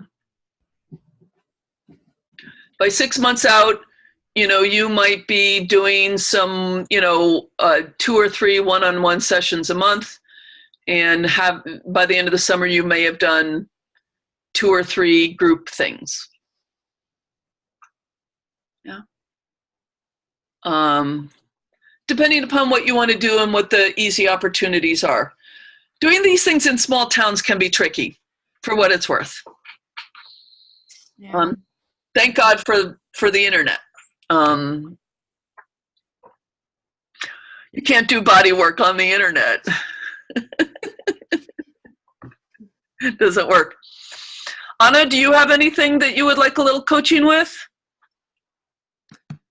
First of all, I would say to Serena, when it's good with the body work and the Constellation, it's not like the total opposite, because I remember in our small town, the woman from the Italian ice place, she became a therapist, and she just had a really awful time because everybody just knew her from her ice cream, selling the ice cream, and then suddenly becoming a therapist. Yeah, that was for a lot of people they were not able to see that, you know. And so I think that, so the good thing is with the body work and the Constellation, so that's a good match. Yeah, they already use a healer. Yeah, that makes sense to me. Thanks, Anna. And also for me, the Constellation in the last workshop, that was totally discouraging. Also my Constellation, like facilitating a Constellation, and oh, I'm sorry. Yeah, but now it's not it's okay, but I could see him.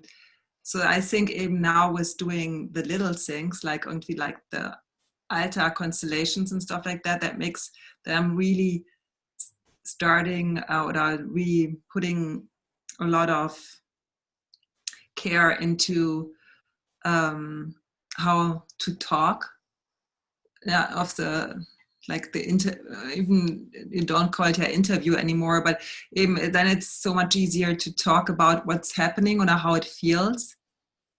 Like so what is the next? What do you think will happen next, or what do you see here, or what? So and I think that is really a good training for me to do that, and to be really to feel safe doing that. And so that if I would be facilitating a group, that I just would have that down, because I think that was a big lack. it's so important irgendwie to check in and to say, oh, did you see this move? And oh, don't you think that, irgendwie, oh, that looks blah, blah, irgendwie. So sharing important things with the one who is going to get the constellation, and also the nice movements, irgendwie making that more clear for the client. Yeah. So I think that is a really good exercise, and I'm just really focused on that before, because I could not imagine to have a group now, and I would think irgendwie I just not ready. I'm sorry, I didn't quite follow all of that. What feels like a really good exercise? Like doing like the altar constellations with people, Okay. doing the Figurine symbol constellations, yeah. Yeah. Mm-hmm. Yeah. And so, and then I think would be a really good preparation for me to move into group constellations, if ever.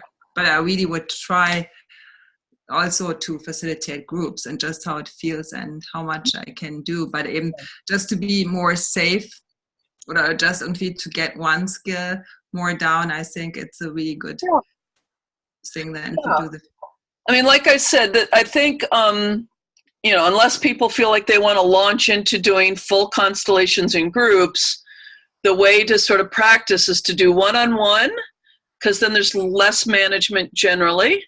Whether you're doing figurine constellations, like you said you were doing, or in the mind, or whatever versions.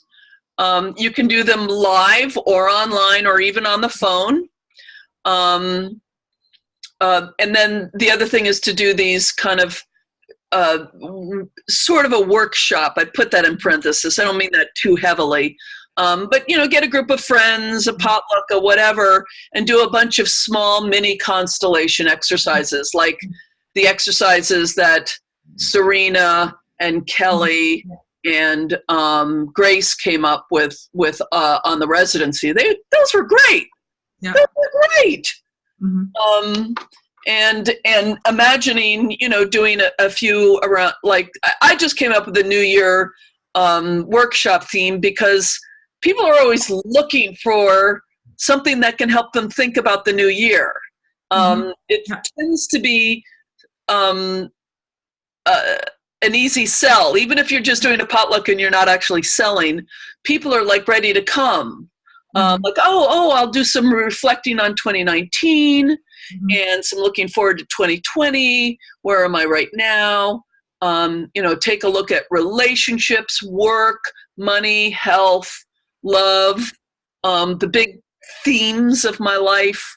And then, you can also work in, painting, a little artwork is awesome, because vision boards are always, everyone's always doing vision boards, right? Or a little journaling, sitting in silence, prayer practices, whatever. It fits very well with the mix of things that help people process. And tends to be something that people want to do. And that's easier than, sitting down and someone says to you, I have diabetes, help me with my diabetes. That tends to give people more confidence. One-on-one constellations, or these sort of mini constellation workshops. That's exactly. And that's also what I'm looking forward to do. And actually, I like to do that, and I feel confident in doing that. And I think I can learn just a lot by that. And if I get more secure in doing all of that, then the workshops are the next thing. But that can be, I'm not for a long time. And you can keep practicing the more classic format on the study groups and at the next residency. Mm-hmm. So those are still contexts where you can practice the scarier facilitating. Mm-hmm. Yeah. And then actually I also want to do, I want to go to more Constellation evenings that Yes. people are offering here and just looking at more. See it modeled. Absolutely. Yeah. Mm-hmm. It's very useful to go see other people do it and see them do badly. Because then it like, oh, it's not always going to go perfectly. Even really experienced people don't always see what's going on, or it doesn't go perfectly, and it just lowers the pressure a little bit. Again, this is an art, not a science. Believe me, I mess up. I miss things. I misunderstand. I'm going too fast. I'm going too slow. Things happen, you know? And you just show up with the best that you can. But it is very reassuring. What was I doing the other day? Improv. I took this improv class and we had this final performance and I was like freaking out about it because I knew we weren't ready. And then I went and saw a show of a bunch of people who had been doing it a long time, and it was kind of so-so. And I went, oh, I can do that good. I can do at least that good. Yeah, takes out all the perfectionism. Yeah. Yeah. And we're going to have to be I'm telling you, this resilience thing, I am not kidding. Being able to ride the highs and lows and not fall apart is so important in business, in life, in doing a crappy constellation, in, whatever it is, being able to show up as really, really, really human and mostly being okay. Mostly. Yeah. We might feel bad for a little bit, but mostly going, you know what? Okay. Mm-hmm. It's like yesterday, I think I have somebody I need to apologize to about being a little testy yesterday. Okay. Go and apologize. Don't beat myself up for a week. Just get it done with, right? Mm-hmm. Yeah.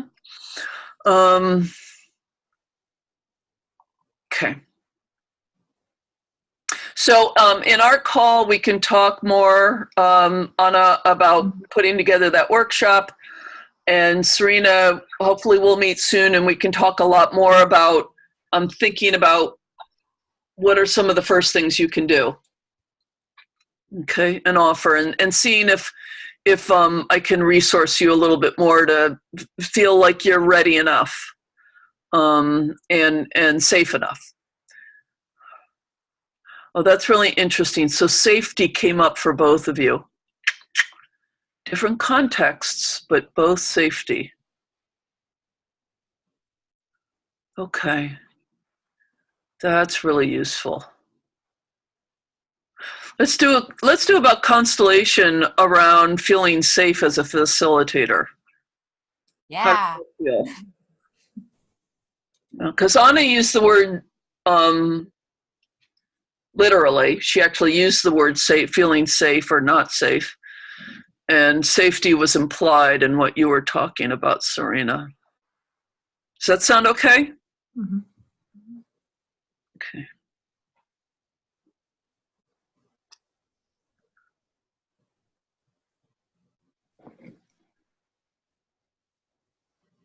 Okay, so we'll do 2 mini constellations, one for each of you. Okay.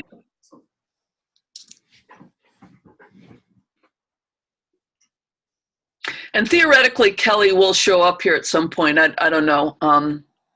She may have decided, it was late and she wasn't going to do it, but she might show up.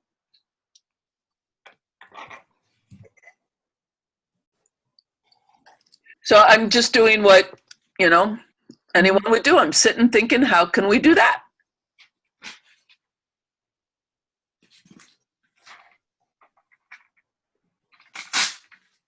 Okay, this is the format.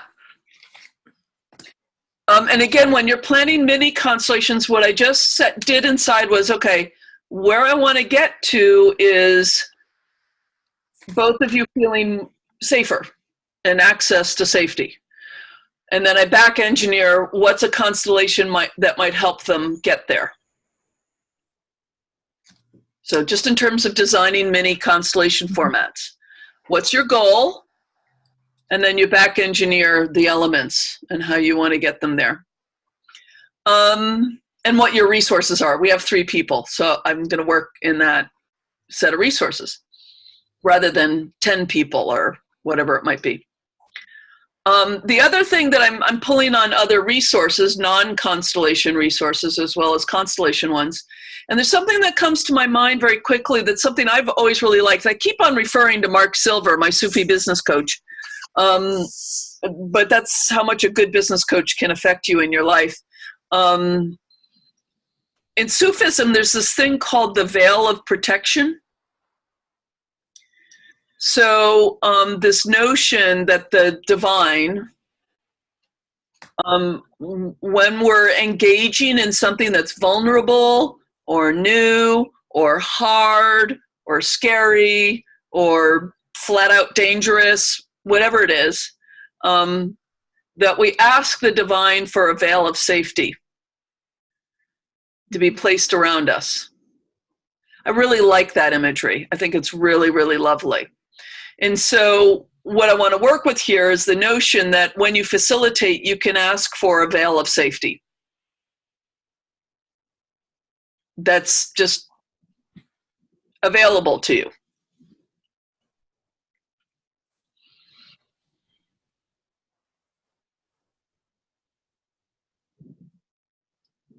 So what I'm going to do is 2 rounds.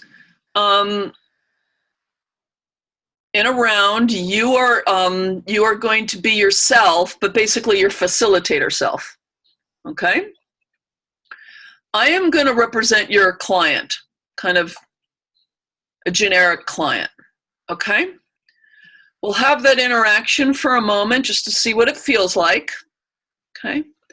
And then we'll bring in the third person as the veil of safety. Mm-hmm. And in both the rounds, I'm going to play the client. So each of you get to be the yourself as a facilitator or a veil of safety. So you can feel what it's like to represent the veil of safety as well. So you're in both spots. Okay? And then we'll see if anything complicated shows up. But let's just start there. Okay? So can we stand? I do like to stand when we do these. So it gets us a little out of our chairs.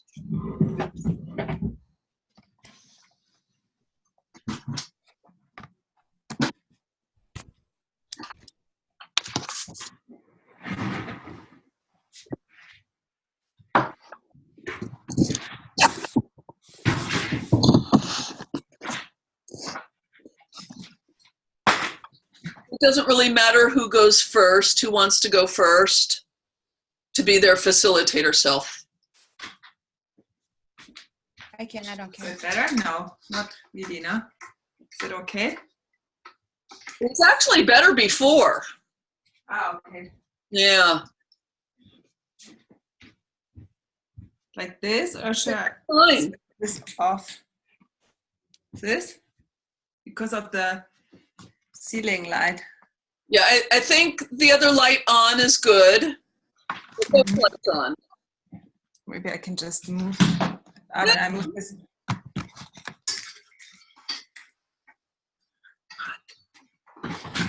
Don't worry about it too much. I think it's fine. There you go. Oh, you have lots of stuff on your walls. Yes, lots of pictures. Okay, so Serena's going to go first. We'll have the interaction between Serena, in her facilitator self, with the client. And then we'll bring, for now, kind of like just stay as Anna. And then we'll bring you in as the veil of safety. Okay? So, Serena, just reach out to your web camera and just say, will you be my client? Will you be my client? Yes. Thank you.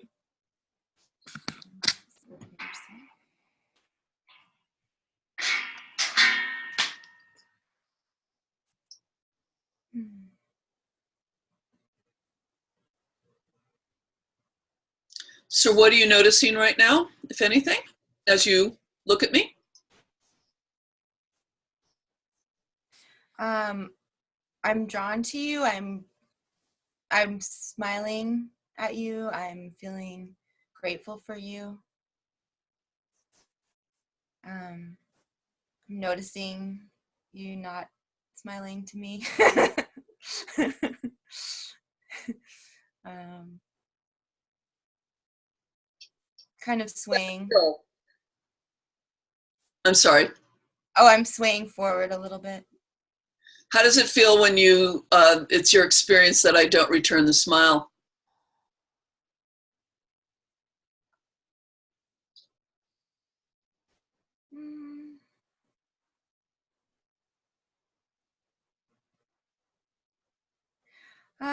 Maybe curious.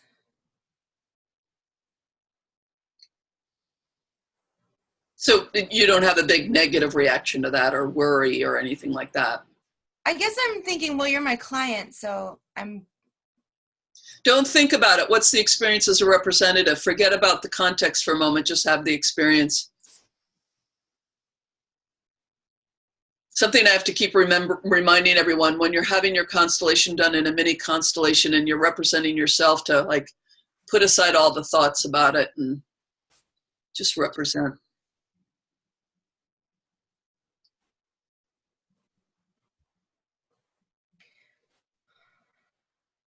And you don't have to have a negative experience, but I just was curious. Yeah. It doesn't feel like it's a problem, Okay. I guess. Okay. Like, yeah. So my experience is I'm very focused on myself. It's very interesting. You know, usually when you do these things, you don't have an image of yourself, right? If you're in the same room. But I have an image of myself on the Zoom screen, and it's got more of my attention than you do. Mm. And I have to like really make myself look over at you. And there's a little bit of like, I'm not quite clear why I look at you. And then I'm back to looking at myself. I'm checking out Anna a little bit. And I noticed that she's got, her face is really in shadow. Even though she's not technically in the constellation yet, I still have attention over there.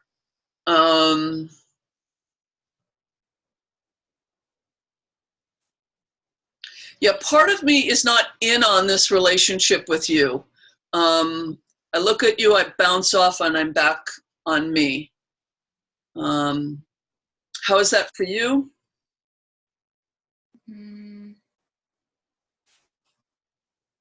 I mean, it feels like what's happening right now, like I'm not practicing right now. Again, don't think about your current context at all. It's not, just put it all aside. Imagine forget that you're representing yourself. Just report the representation if you can. Don't try to make sense out of it or make it fit what's going on in your life. Just report out the representation.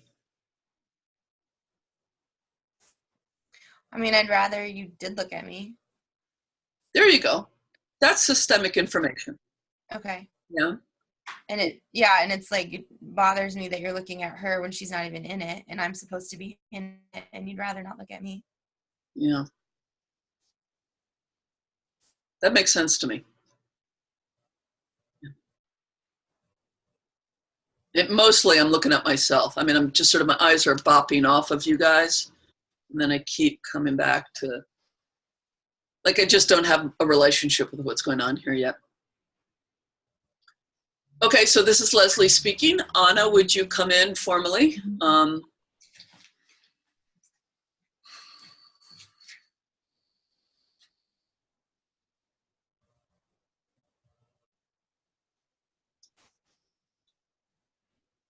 as the veil of safety.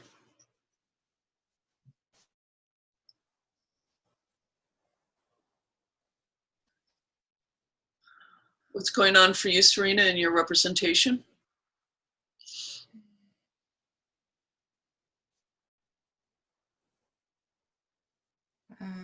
I like it.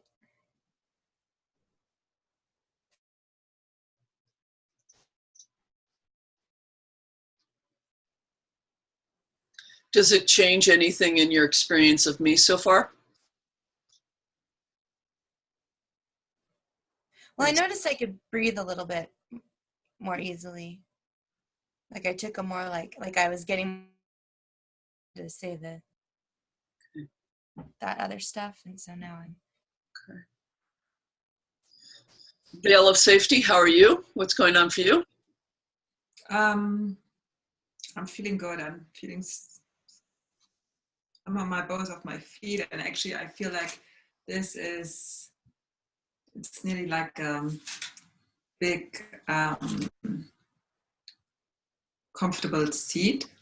Somebody, like that, like a lean on thing. No, do you know what I mean? Like I feel like the top of an armchair.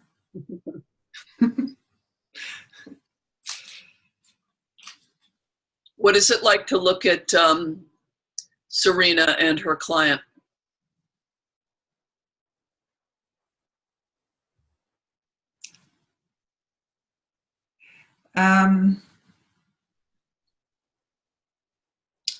I feel supported to Serena.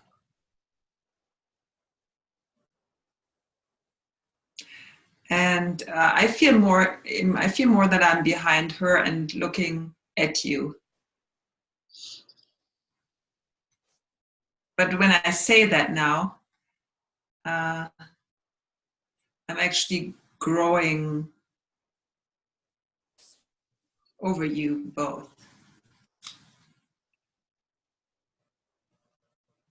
Does that make sense?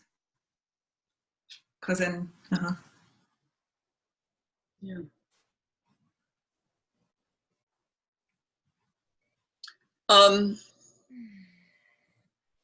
I am no longer focused on myself. There's clearly a 3-entity relationship here. And to me, now my attention, it kind of goes to the veil of safety first, and then that takes me straight to Serena.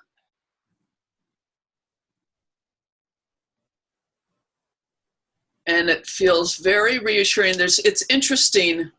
This came up a little bit in the support exercise we did with the cards behind us, and the cards around the clients, feeling our support and bringing it in with us. I feel like I can be in relationship with Serena when she's not the only one I'm in relationship with. There's something about this being a 3-entity, like she's not coming alone, that feels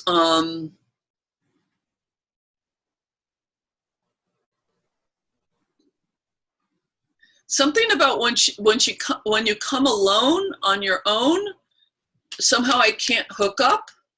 But if you bring that along for the trip, there's a lot for me to connect with. Like it's almost automatic. It goes from 1, just me, 1, to 3. And it feels very easy, and it leaves me curious.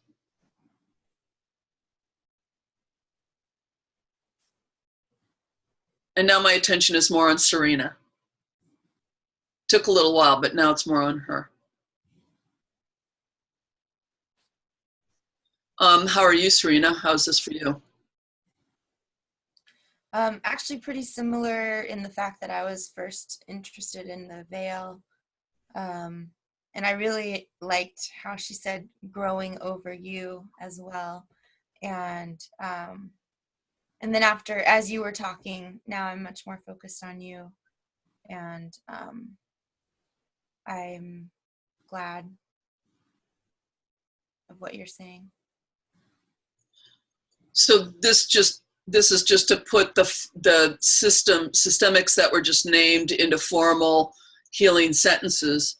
Can you point to, and who knows where on the screen it is from your point of view, but can you point to the veil of safety and say, you come first, and then point to the client and say, and you come second? Mm-hmm. Mm-hmm. You come first, and you come second.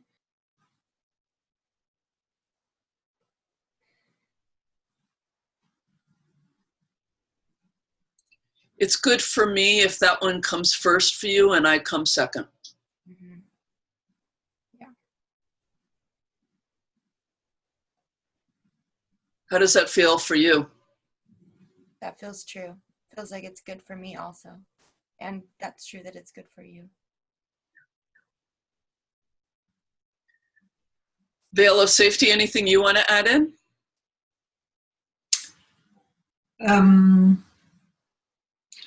No, it feels good to me, and it's just there's no coming first, coming second. Oh, I'm here. You say, that's human stuff. Yeah.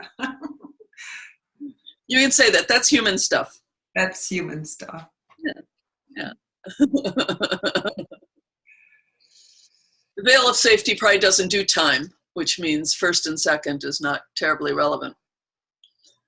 So Serena, how does this feel for you to leave it here?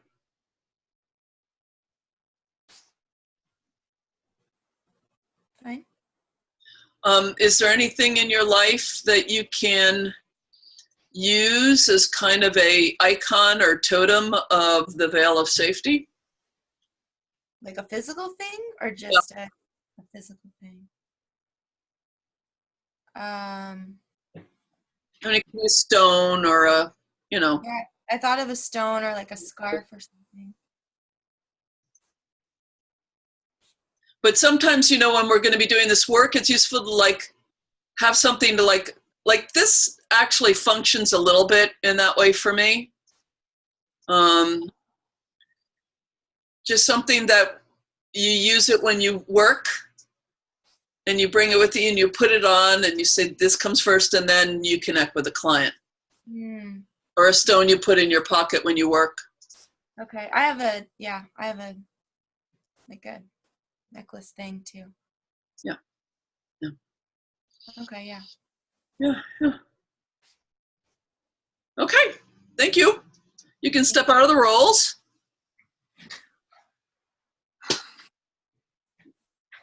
I'm going to put on my slippers because I'm standing and my feet need support.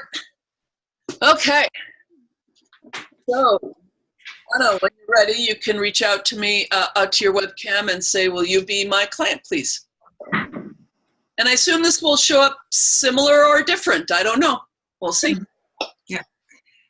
Will you be my client, please?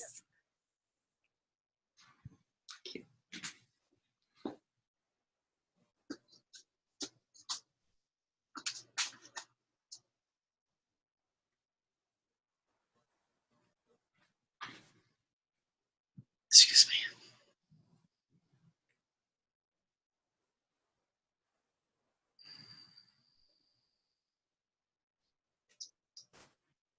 So what are you noticing so far? I was just noticing when you were doing this and that, and then it felt good to me to do this, which makes my shoulder to your shoulder a little bit. Kind of feels, it feels pretty good, better than this. This. And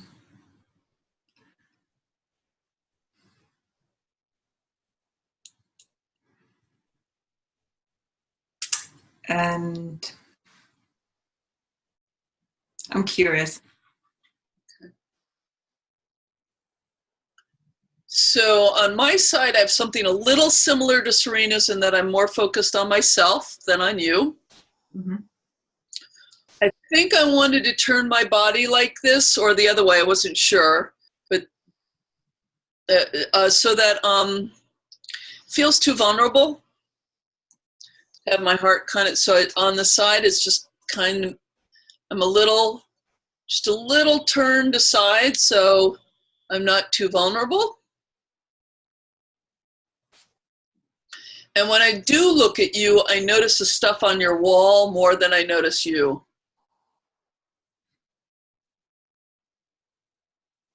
But even then, I keep coming back to myself.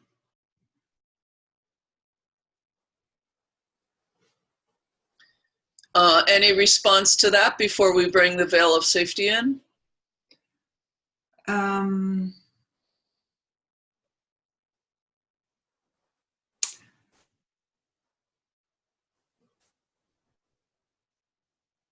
I see the stuff on my walls too, but the part that I'm seeing is pictures of my mom and my grandma right now, like looking over my shoulder right there, and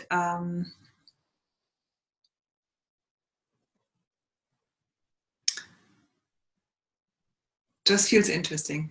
It's not, I cannot say, it looks like they're looking as curious as I do.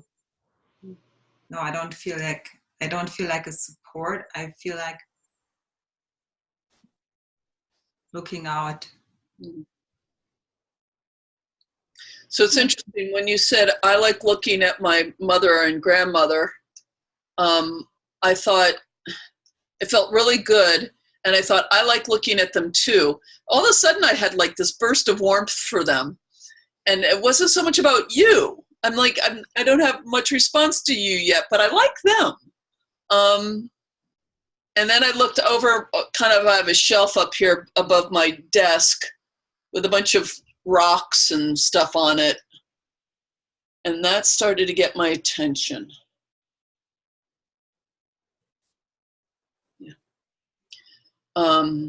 Okay, so veil of safety, come on in.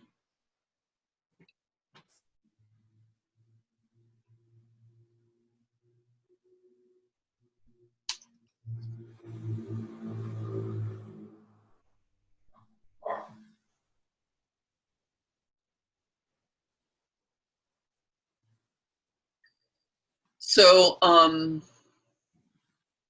Anna, how is this for you? My attention is drawn to her.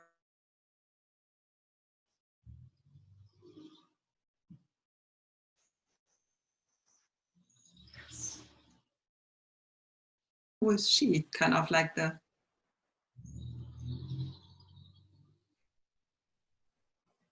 Can you just say the last bit again? So my attention is drawn to her, and I'm more questioning. Oh, who's she?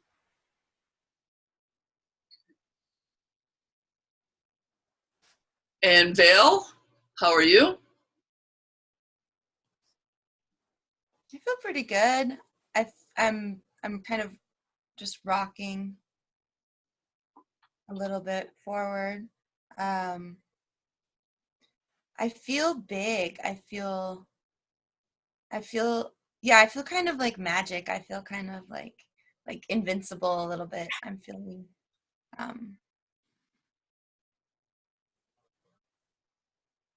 yeah.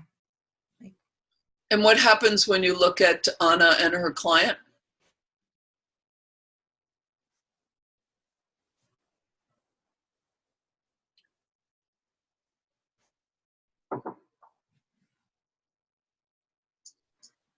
Yeah. I mean, I feel like I want to dive in.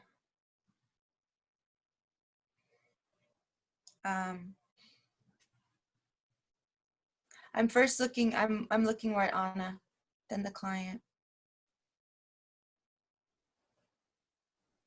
and I'm rocking even more so that I'm actually hitting my counter and it's stopping me. But the rocking has gotten more forward.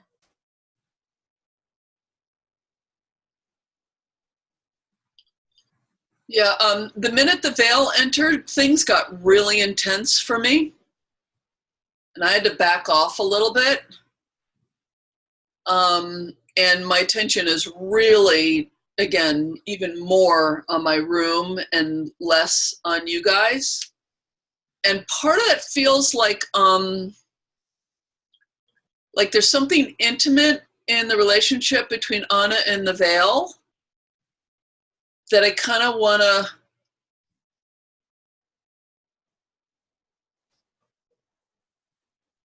to leave to them.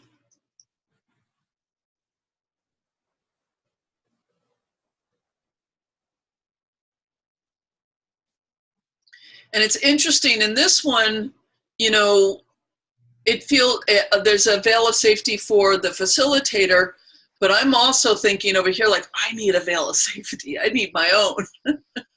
I need one for me, because I'm feeling like it feels like there's a lot here.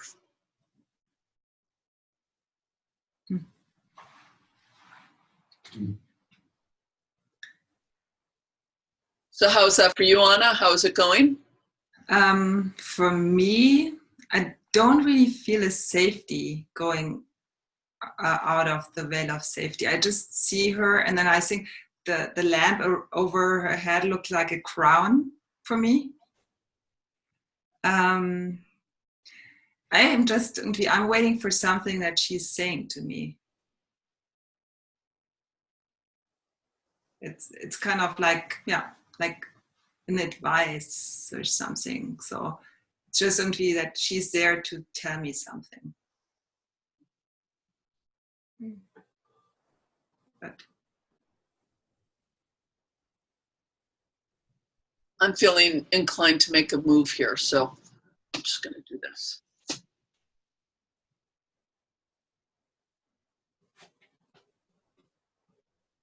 It feels like a little bit of a relief. Literally felt like there's like something here, energetic something, wah, wah, wah, right here, that it kind of, like I was on this side of it, and then I just sort of slipped over to this side of it. And somehow it feels better over here, like less intense. Like something about the veil and talking about the veil and bringing it in allowed me to find a better position for me.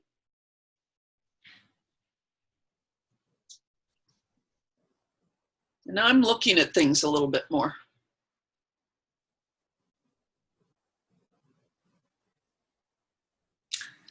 I have the feeling that the veil is more, feels like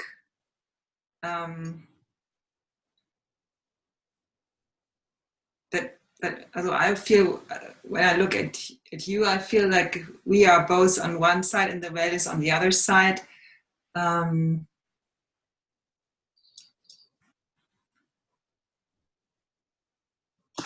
But not supporting, but more supporting as a teacher. Maybe something like that.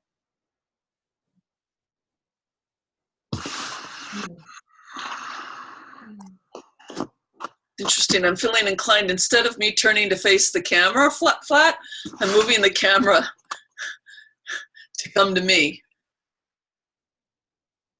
Somehow that was an important sentence, come to me.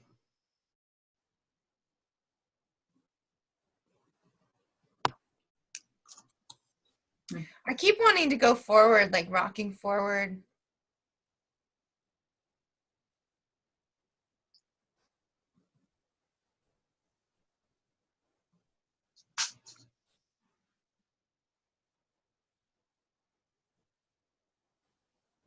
Okay, now we're all facing the same direction. Are you guys rocking now? It looks like you might be rocking. I tried for a second and it didn't feel good. But when you tried it, I didn't need to do it as much. And she did it too.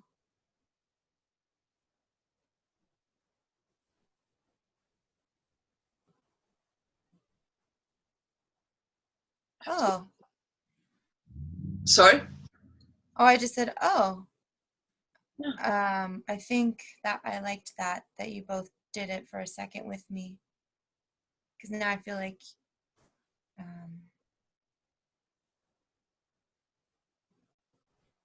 If, well, I don't think you see sorry. me, but I'm sorry, say that again.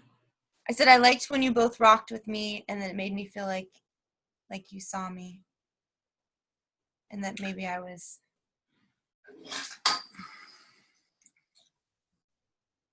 I have this thing here, you know, that it's kind of like this. And I feel it's kind of like the phone where you talk to yourself. Hmm.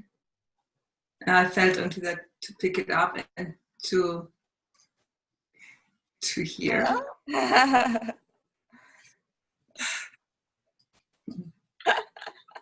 For me, I'm having some of the same surprise the veil had. Like, I really felt I needed to keep myself safe, and it was intense, and I wasn't sure how connection was going to happen.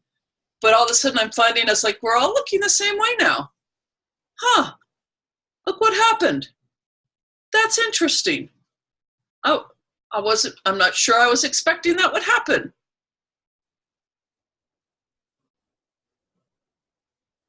Yeah, And it's feeling workable.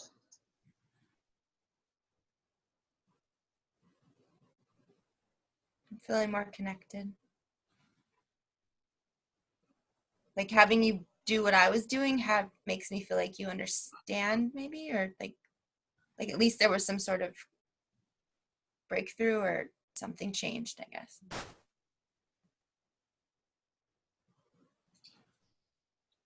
How are you doing, Anna? I really have this thing. I would, for me, it's really just, or can you guys call me? It's like, you know, kind of, I feel like, okay, let's talk on the phone. I would be, you know, give me your message. What do you have to say? You have a lot to say. I liked it when we all did the same thing together.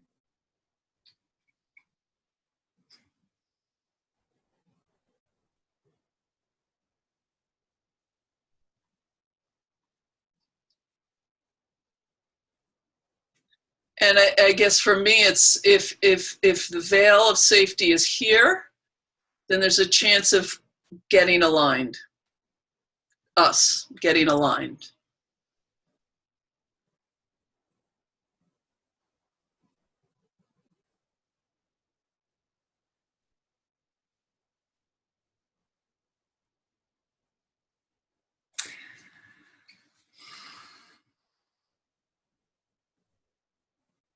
For me, it feels like we have to find a language that we all speak together. Like you have to find the same way to communicate.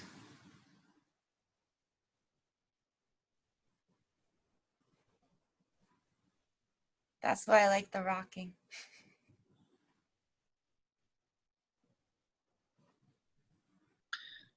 This is Leslie speaking, not the role. Anna, can you just try a sentence and see if this works? Mm-hmm. Say to the veil of sentence, the veil of safety. Please call me. Please call me.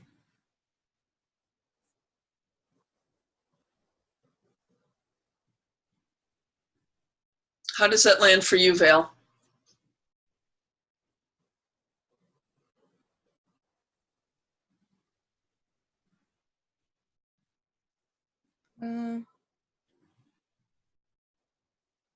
I'm like, okay, but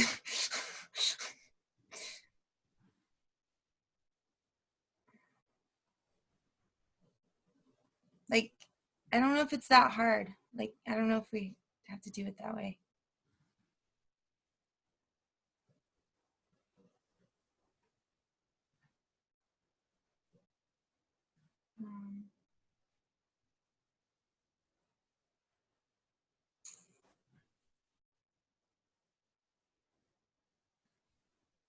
So this is Leslie trying to find the the useful sentence in there.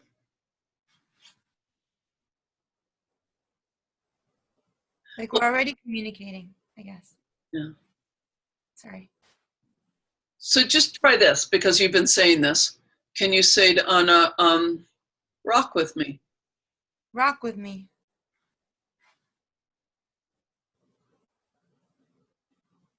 Occasionally. Occasionally. Yeah, it doesn't seem like you need it constantly. Yeah, just a little bit here and there seemed very good for you.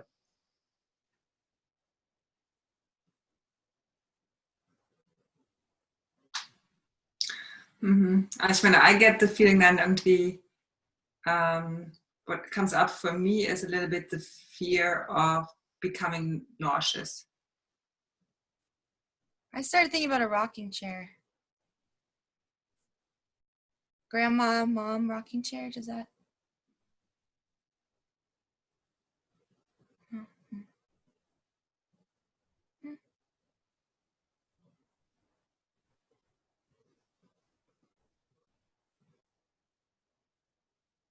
Anna, how do you respond to rocking chair?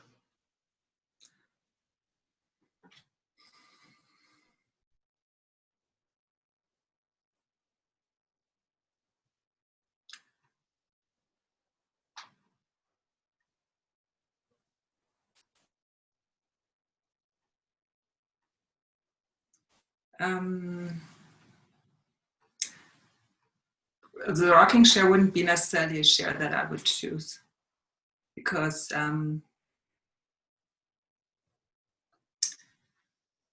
just My feet. if you just skip over to the back, like until like if you do that too much, or Oh. So Anna, I'm gonna, because some snag is showing up here. I'm trying to find a way to include, even in this limited format. So just turn around and face your mother and your grandmother, those pictures.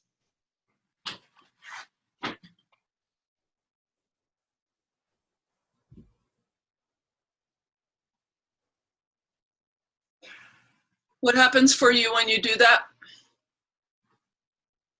And no, we're still over here on the screen, right? We're over here. Yeah.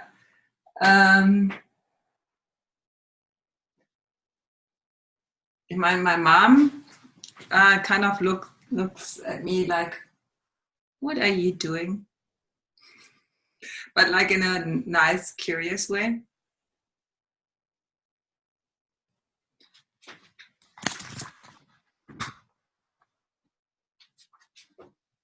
Yeah, mostly, I'm interested in your experience. This is a picture, no? Yeah. Yeah. I feel a little skeptical. Yeah, no, that's coming through. That's coming through. Because, you know, obviously,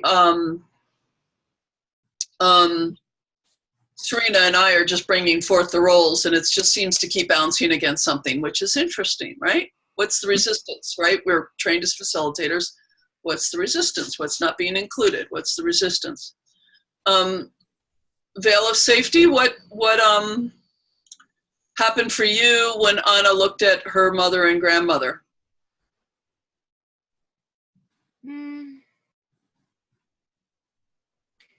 Well, it might have been a little bit before that, but my feet were really hurting, so I stepped back some, and then my swing got really big, and so I've been trying to manage that.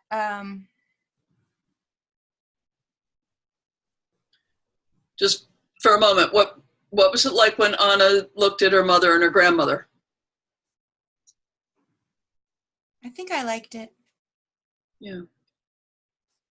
So I actually interrupted you, Anna, when actually, because it wasn't what I intended, but you ended up bringing the camera closer to their pictures. Go ahead and do that again. I didn't think that was important, but I think when it, I know it's a little tricky. There you go. So veil of safety, just look at them, and Anna, keep your face in the picture if you can.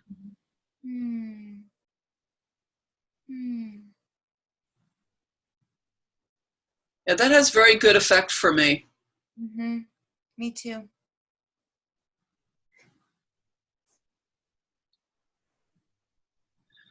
Anna, how is it for you when the veil of safety and the client see your mother and your grandmother like this?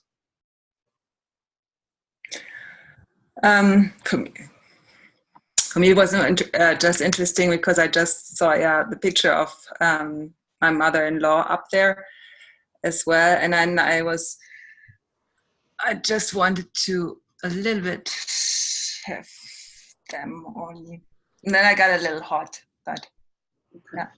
How is it for us to see them?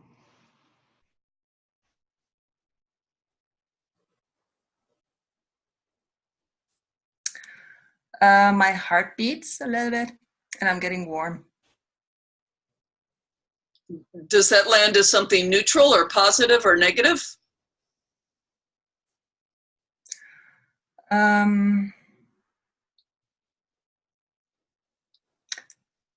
More negative than positive. So it lands as positive for me. Mm-hmm. Me too. And I stopped rocking. But maybe it's also different when I look at them now from the laptop than looking at them directly. I don't know. Well, and I invite you to focus less on the pictures of them in your image. Mm-hmm. Look at the veil and your client. Okay. Looking at them. Okay. Yeah? Didn't do that. Uh-huh. Yeah. So just notice what it's like for us to have them in a sense included. Okay, so now I like it. There you go. Yeah. I mean, obviously, when you're sitting with a client, you're not going to be literally thinking about your lineages because you're too busy. You're meeting with someone, but there's a way if we can bring them into the room, it changes something. Yeah. Now actually, I like that you look at them. Yeah. So as the client, what I'm going to say is, I am honored to meet your female ancestors and relations through you.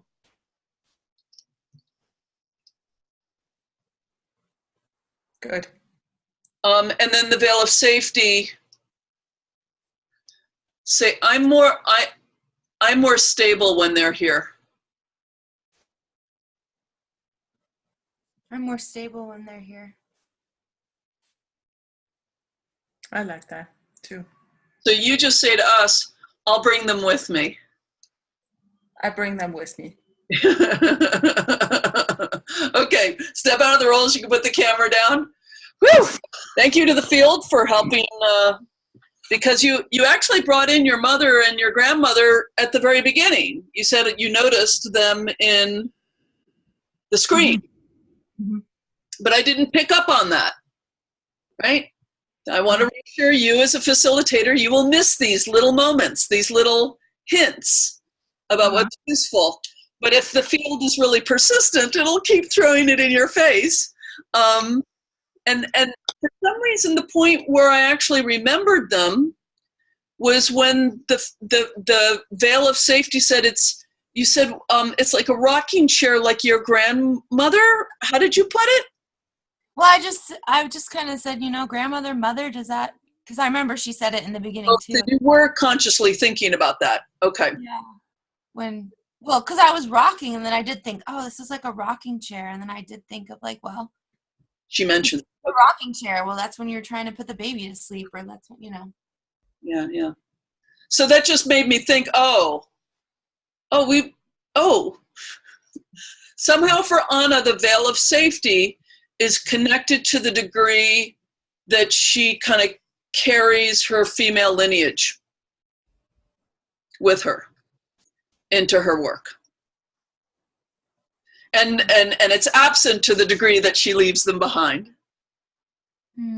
And she's not looking at them. Obviously, you can't look at these things and still work. That doesn't work.